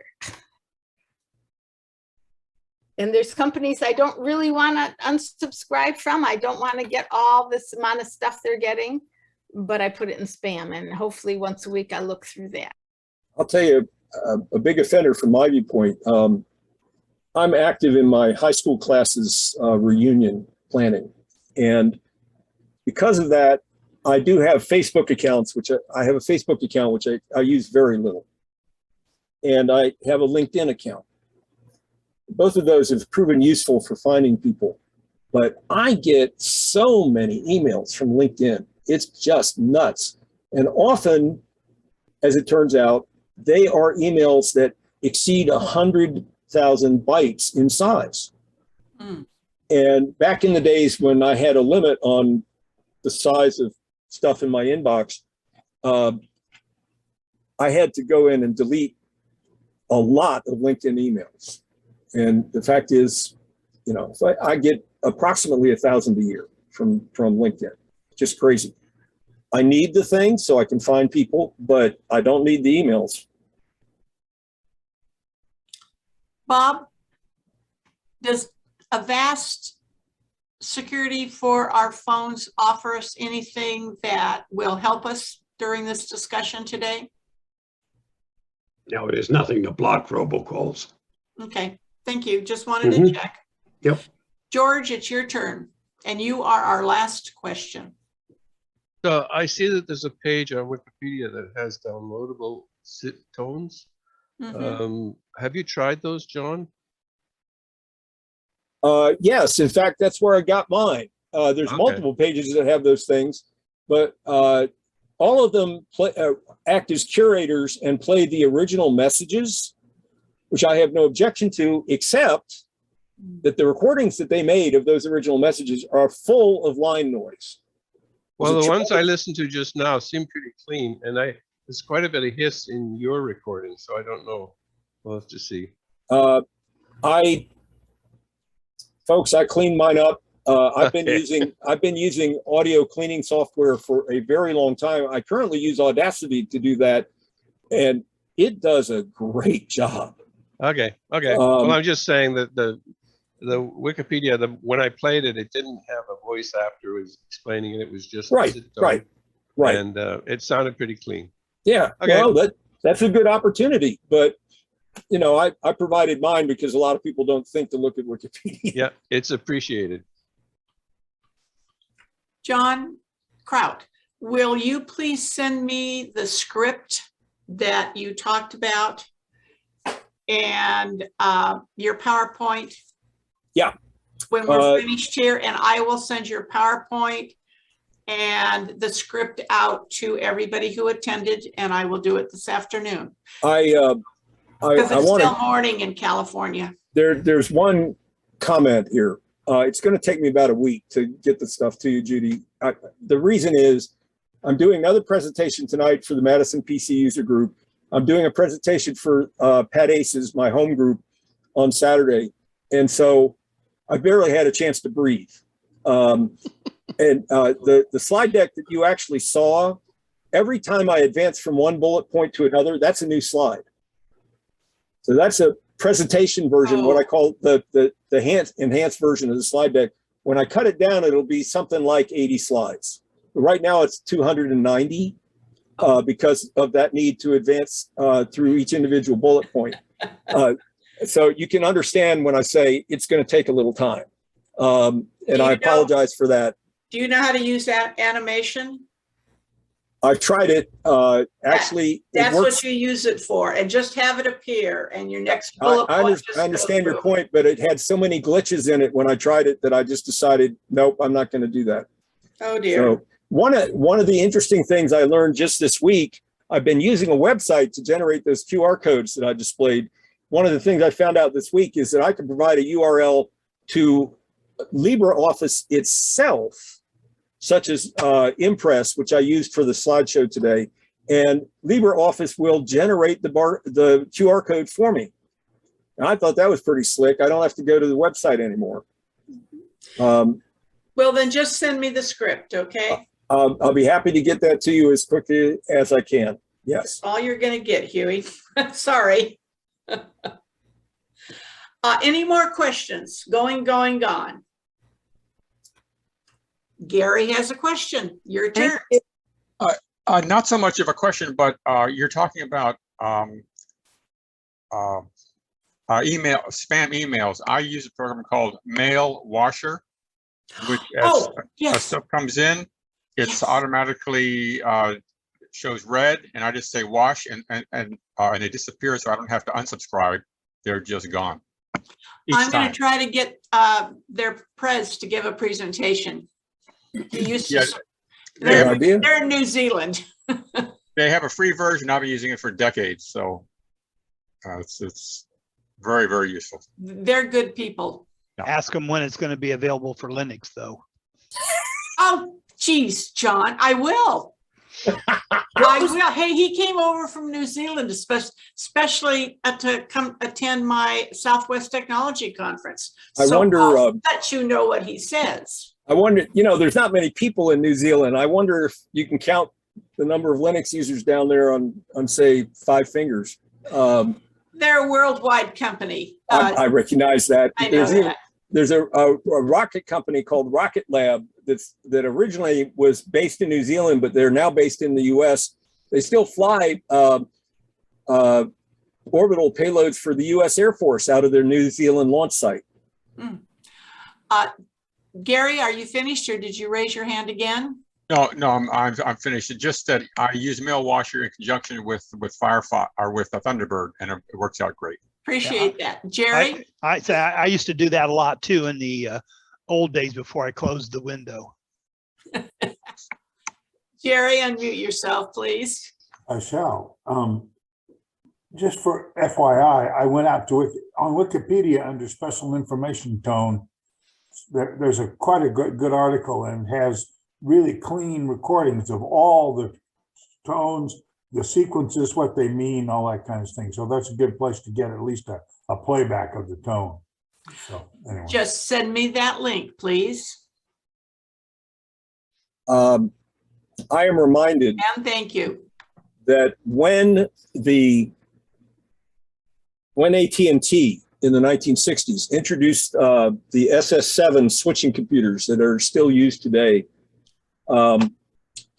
they published the technical specifications. Now, they didn't circulate it widely, but they decided, since they recruited so many people from MIT, that they would give a copy of the book to the MIT engineering library. Huge mistake, because it documented how to produce toll-free calls through the SS7 switches. And there's one lawyer who's practicing law in Washington, D.C. today, who was a classmate of mine at MIT, and he literally used that information. He had 2 landlines in his dorm room, and he placed a call literally around the world from one landline to another in his dorm room. Line stayed open for about 10 minutes until somebody in one of those links, one of those phone companies, figured out this was not legit and cut the circuit. But that created havoc for AT&T in Cambridge, Massachusetts. The graduate dorm had a payphone, and they had records of calls to China, to Russia, to Indonesia, all over the Pacific from that payphone. And it typically yielded, in terms of cash put into the phone, it was about $1.50 per year. And it was because people were hacking the phone. And they were doing it with the information that AT&T provided to the college. Companies can make mistakes sometimes. Remember the blue boxes and the red boxes? Yep, and the whistle, the Captain Crunch whistle too. Yep, and the magazine that was called 2600. I don't even know if that group's run. The phone company, by the way, got around that. They took those tones. They weren't in line anymore. They were transmitted different. Yep. David, do you have a question? No question, but I just put that new iOS on my iPhone, and the person was right. There is no Do Not Disturb tab, but it's under Focus. Yep. Yep. Any more questions from anybody? Shelley's waving her hand. Yep. I just have to say this is our very first time, and we've had a very fun time. Thank you. Good. We have a fun time every Wednesday when we have one of these. We usually have 2 presentations. Mustafa, your question. Actually, iOS 15, the new iPhone, iPad, they have changed the Do Not Disturb under focus, and I'm just learning that myself. I haven't had time. So we have to go under focus and don't disturb, sleep. Sometimes you say don't disturb for 1 hour because like you have a meeting right now, for example. And then I guess they have some changes. I haven't really looked into that, just for the information. That is a new feature coming up in iOS 15. Thank you. You've reminded me I have to take my phone off of airplane mode. Any other questions? Going, gone. Over to you, John. take us off. Okay, as a reminder, if we have your name that matches up your name and email address on our Google registration, you will get all this follow-up, which will include the link for this recording before it goes out to everybody else. I appreciate your being here with us. We had a very nice big crowd for the most part. We will be back next week with the Linux workshop. And then in 2 weeks, we will be back with a what do you want to know about Windows 11? So we should have a huge turnout. I'd like to see us almost fill up the auditorium because I know that there are going to be lots of people, not me, wanting to know all that information about Windows 11. So get yourself registered and join us for them. I want to thank John, the other John K, for sharing with us today, and hopefully he'll be back in the future because I did see one of his workshops. I said, we need to have that one too. I'd also like to thank Bill James for co-hosting with us. And of course, thank Judy for taking care of all the questions and organizing those, asking those. And to all of you, thank you for taking up a benefit of your group's membership to APCUG by attending our workshop.